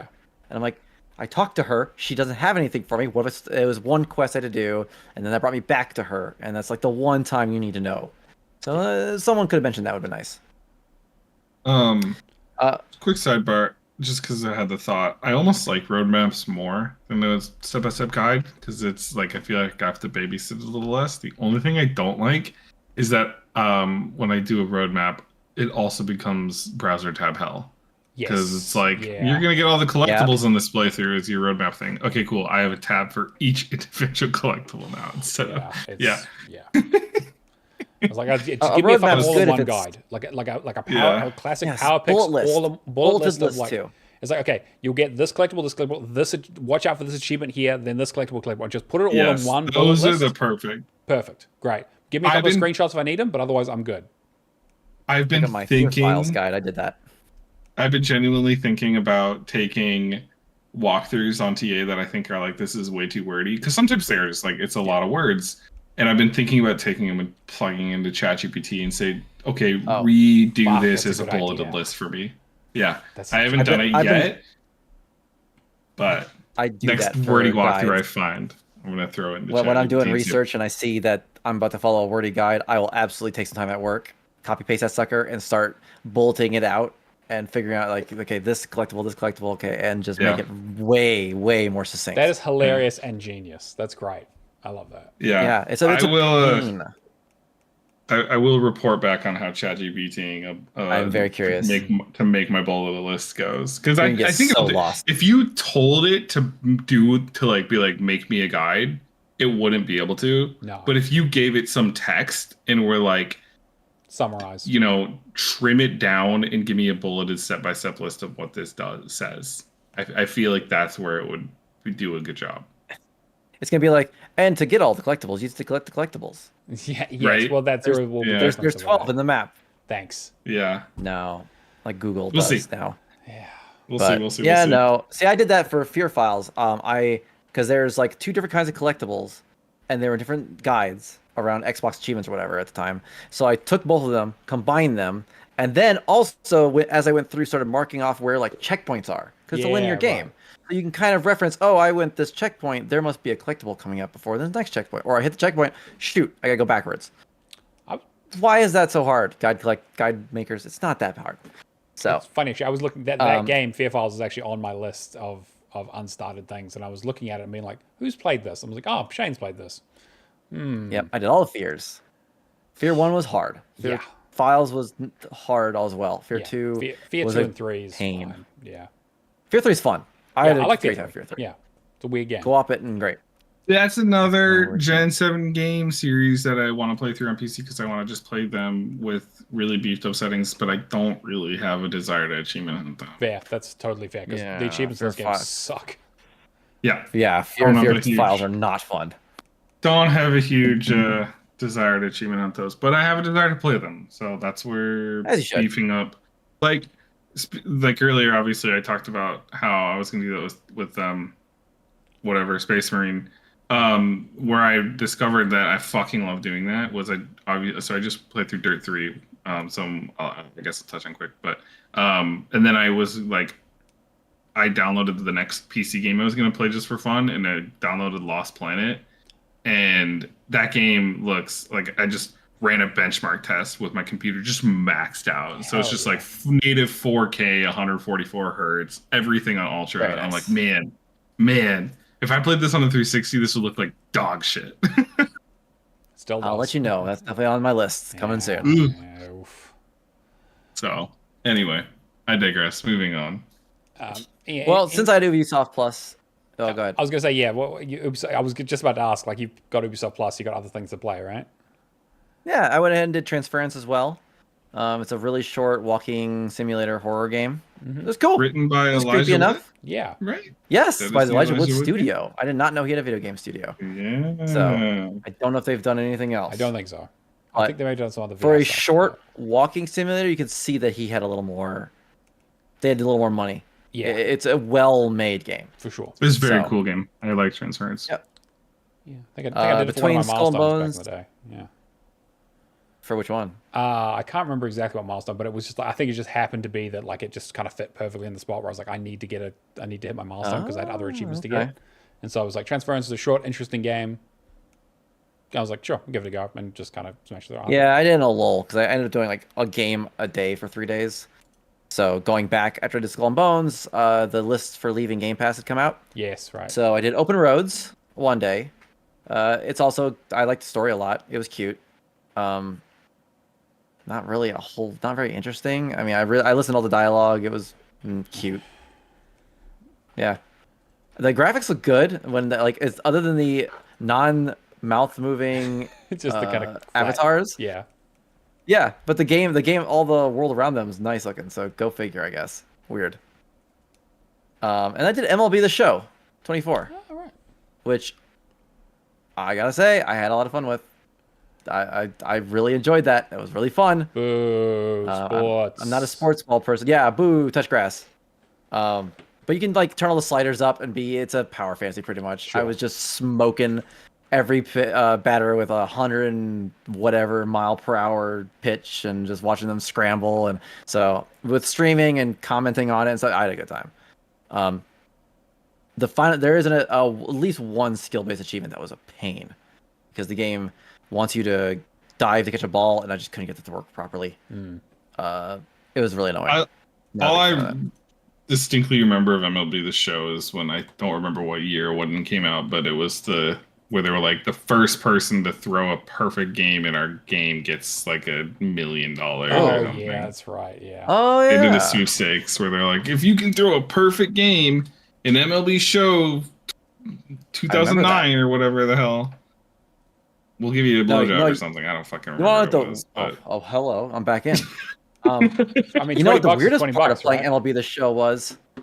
The PlayStation logo that comes up when you start it up. Yeah, that is kind of weird, right? That threw me off. I was like, well, look at that. They've already been doing it. Why is everyone complaining so much? Yeah. Whatever. And then I've been working on Hitman. Now that I got those out of the way, I'm back on Hitman 3 Oh, nice. for the Hitman HD pack. Yeah. I played that literally just did it today. So I'm only on like the 4th mission. It's definitely easier than Hitman 2 was. Yeah. By a good bit. For sure. Which Dave, one are you playing? The Hitman HD pack. Oh, So I did Hitman and 2 so and now on Hitman Contracts. Contract. Yeah, Contract's definitely easier than Contracts is definitely, yeah. Yes. I apparently have to play. I might have to play more than once because I think I have to get Silent Assassin on every level this time. But overall, they just seem more like easier. It's definitely, yeah. Like, I I'm think not having anywhere this problem. yeah. Two is a great game, but it's definitely like aged roughly. It's hard. Yeah. Like for just one huge change is you can run in front of somebody and they don't immediately try to shoot you. Yeah. They go, hey, wait a second, maybe, and then they might shoot you. But in Hitman 2, man, they could be across the level on a hill and they're gonna see you running, sprinting away, your little bald-headed self, and just shoot you. So That head is so shiny, dude. Obviously, I Straight up distinctly mirror remember shading. I remember the snowy sniper mission just very distinctly. yeah, me too. I bet was you do. pain. Yeah, I just use insane. video guides for those because I was like, I'm just not fucking with this. Like, I just give me the actual. can't. I hate them. I fucking hate them. But I was like, I for hate this 'em. game, a text solution just does not encompass how ridiculous shit can get in that game. Yeah, you have Or even to on watch stream, something. I'm like, okay, here's this guide. Oh, that didn't work. Okay, I'll open another guide, and by like the 3rd guide, I'm like, okay, Yeah. there's an amalgamation of an idea here Yeah. that'll get me through that, and then I got it. So I've been, I found a PlayStation Trophies has a guide that not only helps try to walk you through it on perfect or sorry, professional, yeah. but also collecting weapons as you go. Oh, Because nice. you need all those weapons Yeah, for the yeah. achievements. So I'm following that now, and that's much better. So maybe it won't take very long. We'll see. I've been thinking about going and doing the HD because they did the HD release for Blood Money and Absolution as well. And I'm like, I own those. And I was like, maybe I will go back to them. I don't know. Blood Money's amazing, but it also, after having played the new, World of Assassination trilogy, it's hard to go back. Good. It's hard to go back. Yeah, I bet. Man, they fucking nailed it with that. The main reason I haven't touched those is because I wanted to go back to this at some point, and I was like, that would be so bad. Yeah. The only time I've ever done that is with Just Cause. Because I ended up playing Just Cause 2 before I did Just Cause 1, and that was a pain. Yeah. So that's the only time I'm ever going to do that, and from now on, I'm going to try, if I have any interest in a series, I'm going to try to do the oldest ones first before moving to the new ones. If I ever do that quality of life's rough. If I ever do that, I literally just I have to put myself in a mindset whenever I play a game that is significantly worse than its predecessors. Mm-hmm. I almost treat myself like I'm a fucking archaeologist. I know this is terrible and bad, and there's better stuff out there, but I'm gonna put on my pretentious hat and pretend I'm being a video game historian. Exactly, I'm experiencing as it was meant to be experienced. Yeah. Yes.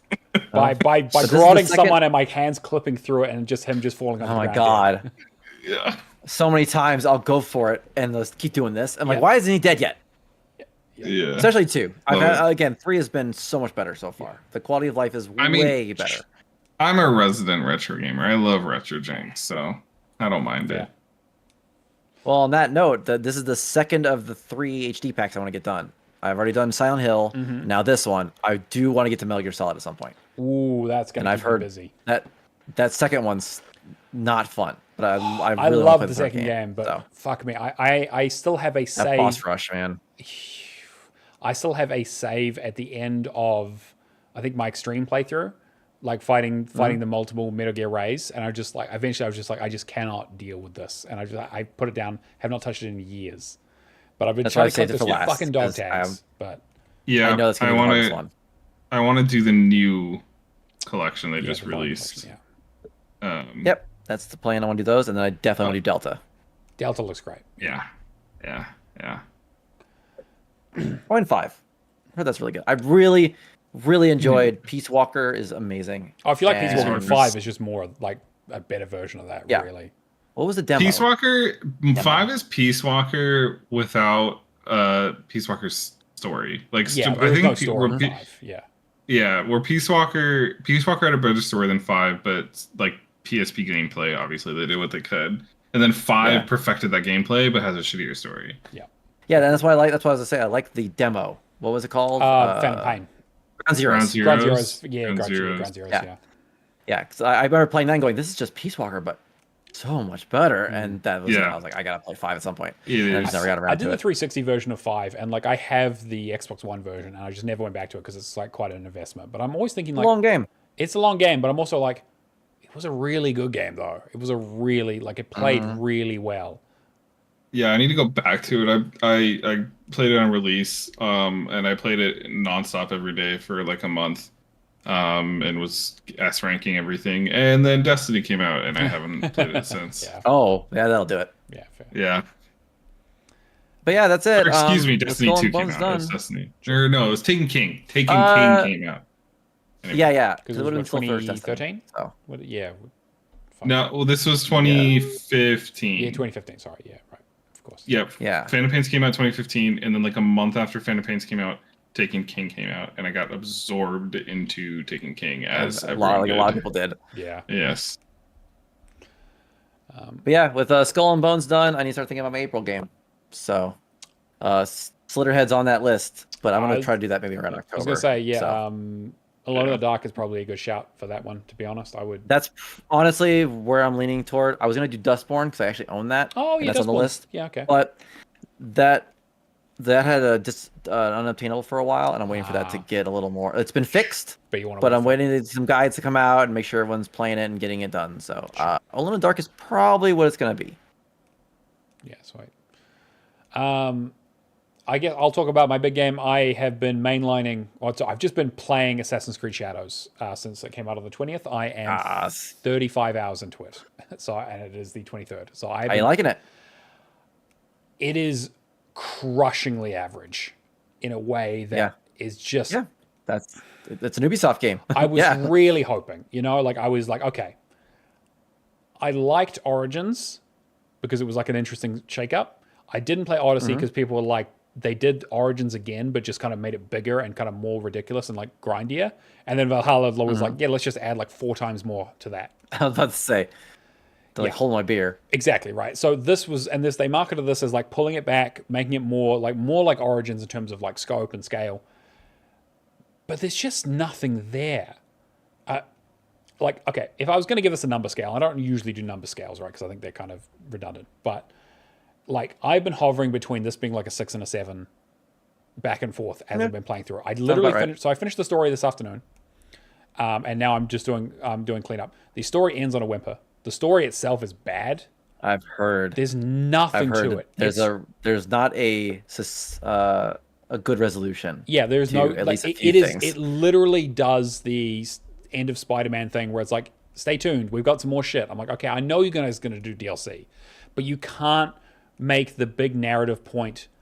See you in the next adventure, guys. Being like, come on. Okay, so again, the idea is that the prologue happens, and you play as Nawe. Again, if those who don't know, there are two protagonists. You play Nawe and Yasuke.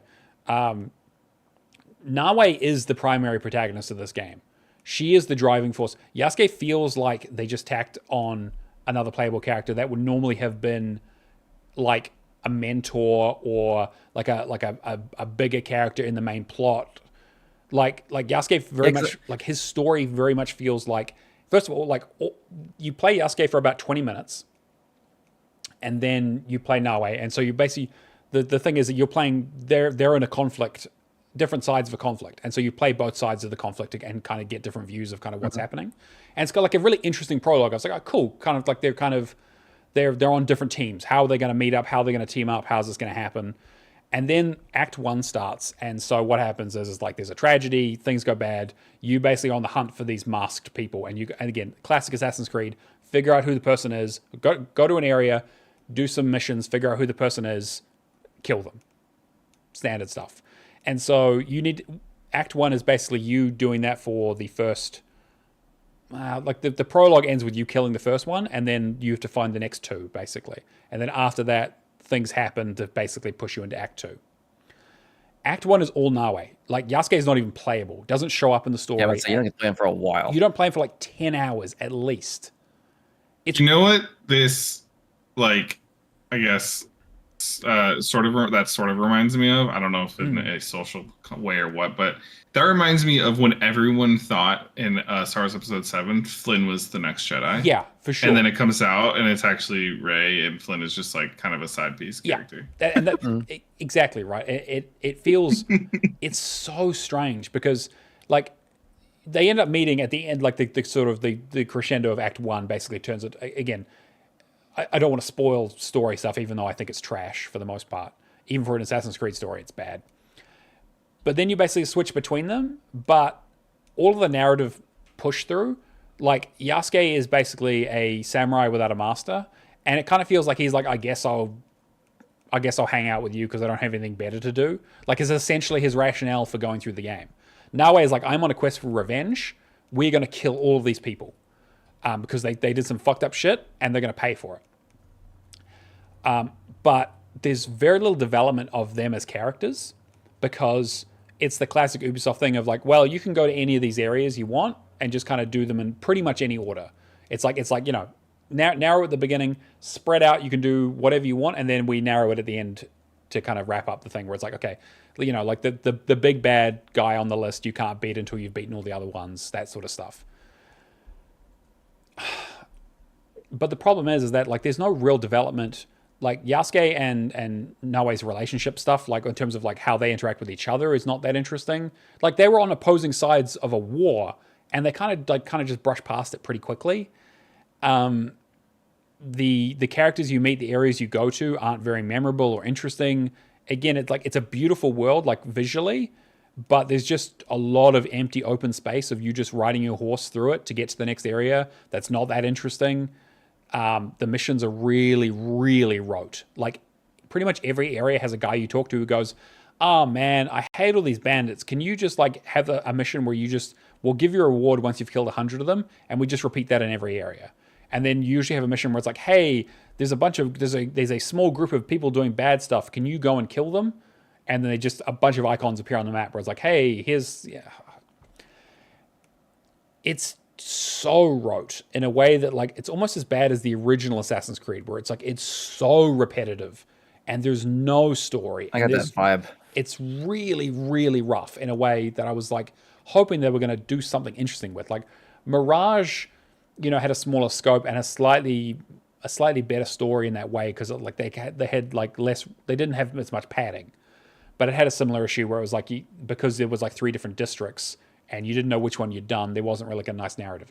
Outlaws has the same problem with Star Wars Outlaws, where it's like because you can pick and choose where you go, the developers can't write a story that goes from beginning to end. They have to go beginning, here, and here. Everything happens, and then the end. Yeah. It's really, really disappointing. It plays okay. The combat is not very good. That's the other thing with playing as Yasuke, is obviously like that's all about combat. And it's just not. It's really like I don't know. Maybe does that mean the answer to like games where like you're not forced down a certain path, like it's not a super linear game, is, I mean, I was just thinking like, how does Skyrim get away with it, or like all those Bethesda games? And it's just, I think that just means you make a linear story that takes you to all those locations, but all those locations are so interesting in their own right that you get lost in other things. Exactly right. You meet an interesting character, and you have like maybe a small interesting side story that relates, maybe like, again, I think like Indiana Jones was a good example of this, where a lot of the side content stuff related back to the main plot in a really significant way, where it was like, oh, like, you talk to this archaeology professor and he's like, oh, hey, I was doing the study, I was at a dig, it all got shot down. And you're like, oh, okay, I'll go looking for your tablet, thing that you were looking for there. Or it's like, oh, my assistant guy got arrested. Can you go help him? And you go and help him, and it's like, oh, actually, this actually leads to another area that I was probably going to go to anyway, or I'd be interested in. But yeah, you're right. Like, it just doesn't have that throughput. And the funny thing is, like, this game has level gating. Like, the classic thing of, like, if you go to an area where there's level 50 enemies, you just die immediately. Anything that's a couple levels above you. So they clearly have a path that they want you to follow of, like, okay, well, this guy's level 20, and this one's level 24, and this one's level 28, and this one's level 32. So, okay, well, I'm probably going to go from that one to that one to that one to that one. I could make it more difficult by myself and just pick someone else. But why not just make it so that this is just the journey? Like, the need for an open world experience is just, yeah, it drove me nuts. And I'm just really, really, like, disappointed in a big way. There's flashes of a couple of interesting things. Like Nawe plays quite well. The assassination stuff is pretty good. It has a really good like Ninja Fantasy sort of like, like you've got your tools, you've got a grappling hook. That's what everyone wanted. Exactly. Like it feels like if they'd just done the Nawe part of the game and refined the combat a little bit, I think it would have been really, really good. But it's just too big. It's too repetitive. The side objective stuff is pointless. The side quests are just completely brainless. Like if you ask me to name any of the side characters in this game, like, let me put it this way. A big part of Assassin's Creed is like usually building up your assassin organization, right? And so this is part of that, where it's like you have a hideout and you go and recruit people for it. But none of those people that you recruit are necessary for the plot of the game. So I went through the entire game, I didn't recruit a single person, and I finished the entire story. And now I'm going back and cleaning them up, because like meeting them is an achievement. You don't actually have to recruit them for achievement-wise. But they don't actually interact with the main plot at all. And I was like, it's so fragmented in a way that I just like, I know that like when you boil it all down to it, like video games are all about checking things off the list and completing objectives, right? But this is so barefaced, like pulling the curtain back. There's no artifice whatsoever to kind of make that a more interesting or novel experience. It just... Yeah, but I feel like that's been an issue since, what, Black Flag, probably? Yeah, but basically, yes, it's like, basically, yeah, like this is an Assassin's Creed, this is an Ubisoft problem, right? Like Far Cry 6, yeah, especially 5. lately. But it's been, I feel like people have gotten so sick of it that there was a lot of talk around like, hey, they're going to redo this and this is going to be their chance to kind of change things, and it's just more of the same. And so if you like Assassin's Creed Origins or Odyssey and that kind of stuff, it is more of that in Japan, and it looks beautiful and the music's nice, and like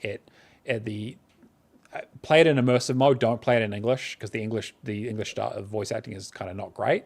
There's an immersive mode that is basically just it's only in Japanese and Portuguese, and they have just subtitles, and like it's great. It's really, really good.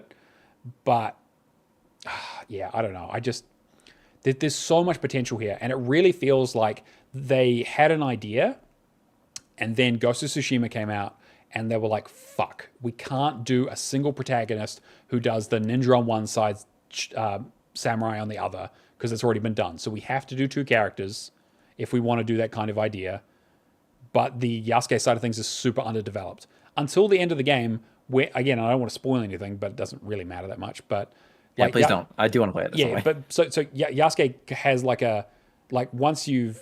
he has his own journey part at the end, where he's like, okay, now we explain what happened with Yasuke at the end. I was like, oh, here's some development. Here's some interesting stuff. But it feels like it's crammed at the back half of the game. Like Act 3 is basically all, in the same way that like Act 1 is all Naue, Act 3 is almost all Yasuke. So it's kind of like, I don't know, it feels weird. And we're not crazy, because from the people I trust that I've heard that played it, that's kind of what they're saying. Yeah. Like a lot of the things you said. And like I haven't finished it in terms of like all the achievements. I'm doing some of the side stuff and just seeing if there's anything interesting.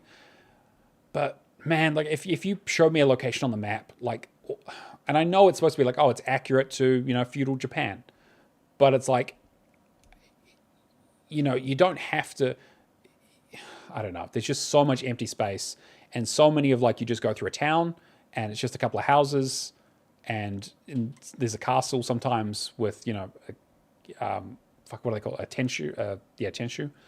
But it's just the same thing over and over again. It's like copied and pasted in a way that it's just like they could have made this game half as big and you would have had much better time with it. But see, and I feel like that's been an issue since Black Flag, because like 1 is very bare bones. Yes, it's pretty boring, honestly. Yeah, but it had the glimpses of something better. Sure. And 2 nailed it. Yeah. And then Brotherhood did better. Yeah. And then Revelations was kind of more.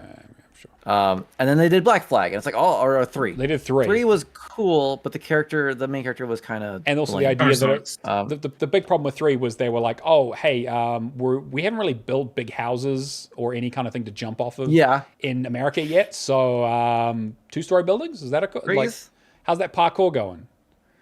Yeah. And then 4 came out. Black Flag was amazing. Yeah. Because that added the sailing and everything. I feel like ever since then, though, they've had trouble capturing a real identity. Unity was great if you played it a year after launch. Yeah. I played it a year after launch, and Unity, I really enjoyed Unity, I will say. Yes. I like the mechanics. And see, I feel like they hit a new high every time they upgrade. Yeah. So, and to your point, Unity was the first next-gen one, and it was really fun. I played it also later. Me too. So it was great. And co-op. I haven't played Syndicate. Syndicate was okay. It was fine. Yeah. It was fine. And then I heard they went to Origins. I heard Origins is amazing. But again, it was the next expansion. And then they've kind of just iterated on Odyssey that. Was never really better than Origin, but it was just it is bigger, so it's like it's an undertaking, but it was substantially better than Origin. I liked both Origin and Odyssey. I haven't played Valhalla yet or Mirage, but yeah, I need to get back to that series. I was so on top of it for so long, and then all the re-releases came out, and then Origins and everything else, and just never got back to it. Yeah, maybe that'll be my target for next year after I finish my 2024 games. Next year will be Assassin's Creed. Get it caught up. I'll end on this, but I just say they also have the level scaling mechanic from the like Origins and Odyssey and everything, which I think is a real drag, because you never feel like you're doing super great. It's always like enemies are always like at your level, or maybe one level lower, or they're either like way higher than you. So I hate level scaling, dude. I hate it so much. 100%. Let me feel powerful, dude. Yeah. Ruined Fallout 76 for me. Yeah, we're in Diablo 4 for me. Like it's just all over the place.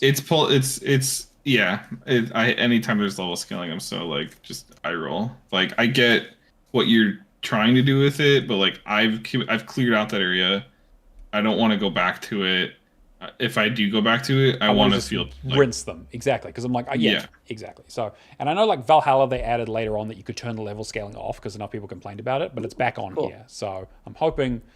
Again, I'll be interested to see kind of what happens with this game in terms of like how much support it gets because it did take them a long time to make. It got delayed a lot, and who the fuck knows? Ubisoft might be bankrupt by the end of this year, depending on how this sells. So. I don't know. Well, at the same time, I don't know if people have seen the sales for this thing, but it sold it did real pretty well. Yeah. So So they've sold at least over 1 million already. So it's doing all right. But last I saw 2 million. Yeah, so they're really killing it. Yeah. Yes, I mean I'm going to finish it. My Ubisoft Plus runs out on the 25th, so I'm going as soon as we finished here. I'm going to try and blitz through all the side quests, and then do sort of clean up today and tomorrow, and then hopefully I'll be done with it. I'm sure it'll have DLC at some stage, but then I can worry about that later. 100%. But yeah, sorry, I felt like I've talked forever. So that's pretty much me this week. I've just all head down on Assassin's Creed Shadow. I did pick up Ender Lilies and Ender Magnolia, which are apparently some really, really good Metroidvanias, like top tier. I just bought a physical copy on Switch from Limited Run. Yes, I saw a review for Ender Magnolia that was like, this is a must play for anyone who likes Metroidvanias, and definitely go back and check the original. They were on sale like 60% off and 25% off, and I was like, fuck it, I'm just going to support them. And I'm just going to pick them up. So I should do that. I'm going to try. I'll probably report back on that next week. I'm hoping to play it, but AC is taking up all my time. So I should do that. I know some people who've been really into Ender Magnolia, so turned me on to it. So sweet for sure. Anything else we want to talk about? I was just sprinkling, I guess, because I kind of went on Bendy. I ripped on Bendy, but I have also been playing games that I enjoy that are good. Teased for the theme, the Harry Potter games for the PS1 Harry Potter games, which are just classics. That's my childhood. Classic games. Got all the achievements in them on retro achievements in pretty much a day each. They're super quick and easy, and you don't really need much of a guide. There's like a little bit of missable stuff, but as long as you just see everything you see on screen, you go grab when you see it, you're good. That's pretty much what'll get you the 100%. And then the more substantial game that I played pretty much all day today, and I started earlier this week, I think, Yakuza 0. Finally jumping into Yakuza. Not a Game Pass rush. Sure, not rushing. I bought it for like $10 or something when it was on sale. I own it too. Yeah, same thing. Yeah. So I started Yakuza 0 finally. It's fantastic. I have really no notes so far. I just finished chapter 4, I think, out of I don't remember how many, like 15-ish or like something like that. That sounds right. 14 or 15.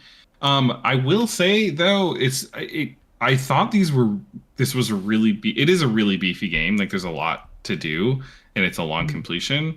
However, I thought it was going to be a little more balanced between story content and side content. Maybe I just haven't seen a long chapter yet, but like based on my experience so far, if you didn't do any of the sub stories or any of the stuff that the world has to offer, I mean, each of these chapters would maybe take a couple hours each. Like I feel like you could almost beat this game if you just mainlined the story. You could beat this game in like 10 hours. Which was interesting for me to notice because I thought it was just like substantially beefy on all aspects. It's really just like the world you're thrown into that there's just so much shit to do, which is awesome. It's cool. It's kind of like the Bethesda style where like you could beat the main storyline in Skyrim if you mainlined it in probably 6 hours, but the game is 100 hours because the world has just got so much for you to do in it and explore, which is really cool. And it's really like I like how it's condensed. Yeah. Because it really does make the places you're in just feel really alive. Super immersive and super alive because of that fact. which is exciting and sick. And I've been enjoying it a lot, and I will probably spend all day tomorrow playing it as well, and hopefully have more to say on it. I've done all the sub stories as they've become available to me, which means I did spend like 10 hours on chapter 2, and then I did spend like all day today on chapter 3. So I don't know if that's a mistake. Maybe that's probably the way to go, to be honest. Yeah. Get Well, my stronger thought is and money and everything else. The thing is if you get to chapter like 5 and 7, I think you unlock passive ways to make money. Oh, so okay. Yeah, I see what you're saying. Yeah. I'm like, maybe I should have like waited and held off until I was just like making money by existing in the world. But it's all right. You'll have plenty of time to be doing stuff in that world because there's so much. I know. Yeah. I know. I think I haven't been idling a ton. I think I'm 25, 30-ish hours in at this point. So, yeah. But I already have over half the sub stories done with Majima, and I have like 23 done with Kiryu. So, yeah. It's sick. Those times for chapters, I'm looking at my playthrough of my last Yakuza game. Yeah, it's about a couple hours every chapter when I'm not doing side stuff. So I think it's pretty typical. And then the side stuff is the other 80 hours of the completion. The bulk. And at least it's good. It's fun. It's entertaining. It's crazy whiplash. Like it's so funny going from the super serious story to like trying to win a stuffed animal for and their shirts off, and next thing you're playing little robot cars. And, exactly. Bikini girls in bug outfits fighting. Yeah, it's weird. Trying to teach a girl how to be a dominatrix or something like that. So it's fun. It's great. I love it. I love Yakuza. This series is so good. When I'm done with Yakuza 2, I've figured out what I'm going to do next to get myself to play some modern games, but also play like just a giant range in my backlog. Is I'm going to challenge myself to try to complete a game. I can't go out of bounds for what I'm doing, and try to complete a game from every year, starting from I think the earliest I have on my backlog is 84. Wow. But doing it where it's like I don't get retro burnout by doing a game that was released in 84 and then do something in 25. So and then bringing me in the middle. Yeah, I get what you're saying. Yeah, that's a good idea. That's a really good idea. Yeah. Okay. So that's after Yakuza's done. That's my next adventure is going to be the annual year release calendar backlog accordion style. Great. That's a fantastic idea. I love that idea. I definitely thought about doing that for my 360 stuff before to start getting some of that old stuff done. Yeah. Yep. This is to get me back on that old stuff, essentially. All right. But also the new stuff. Yeah, well, there is going to be new stuff. And I think this year's looking pretty good. I'm thinking my 2024 game. I'm thinking about making my 2024 game Slitterhead. Oh, yeah. I mean, sure. If you want to play it, I mean, like, it's a good opportunity to do it. All right, we've also got the Word Challenge, everyone's favorite competition, where I put a game into our bot on Discord, and you go onto the channel, the Word Challenge channel, and you guess what the game is, and if you get it right, a GIF pops up, and if I'm lucky, the GIF's animated. Sometimes it doesn't fucking work, but and you win. Simple as that. And so, best of luck to everyone. I give a new clue every week, and the first clue was this game is less than $20 US. Second clue is this game is set on Earth. And the third new clue is you can fight with a sword in this game. Which I know is not a huge clue, but it probably gives you an idea of like time periods, era, like type of game maybe. The next clue is going to be a big one. Next clue is going to be a big one. So it's going to really narrow it down a lot. So I want to give people another week to try and get some of their guesses in, see how people are thinking about it. So jump on our Discord. And come say hi. We'd love to see some new people in there too. If you're a listener or a watcher who isn't part of the community. I feel like you can fight with a sword makes it even less narrow because what do you can fight with a sword today. You can fight with the sword 4,000 years ago. They were fighting with swords. Okay. Yeah. Okay. Sure. But I don't want to be like you can't fight with guns because then that makes it kind of weird. But again, you can fight guns. Maybe you can, maybe you can't. So it's like okay. Well, but then also like what counts as a sword? What counts as a gun? What is like is it a magic gun? Is it a regular? I don't know. Whatever. Anyway. True is a lightsaber sword. Okay, I'm gonna put steel sword. Yeah. In here. Steel Okay, sword. There you go. Steel Fair. sword. Steel Well, sword. what if it's like an However, older iron sword? Is that kind? Or what about tempered steel? Does that count? like I can fight with this sword in Yakuza, and I can also fight with this sword in Oblivion. That's true, but Oblivion's not set on Earth, so. Fair enough. Fair enough. I can fight with a sword in Yakuza, and I can fight with a sword in Total War. Sure. Well, can you? And Rise, Son Dynasty of Rome. Warriors. Dynasty Warriors is a good shout because that's Ez on Earth, and you do fight with the sword. So you've essentially the timeline is from 2000 BC to 2025. Yeah, pretty is the much. timeline. Pretty much. Yeah, but basically most of human civilization that was recorded. Right in there somewhere. So think history. History is probably maybe a Yeah. good one to start with. You know, like Assassin's Creed or something. You know. Sorry, I'm being a jackass. I mean, what else is new? We've also got our leaderboards, where if you want to join the leaderboards, jump on TA. We'll send you an invite. In third place, we have Northern Lass with 7,035.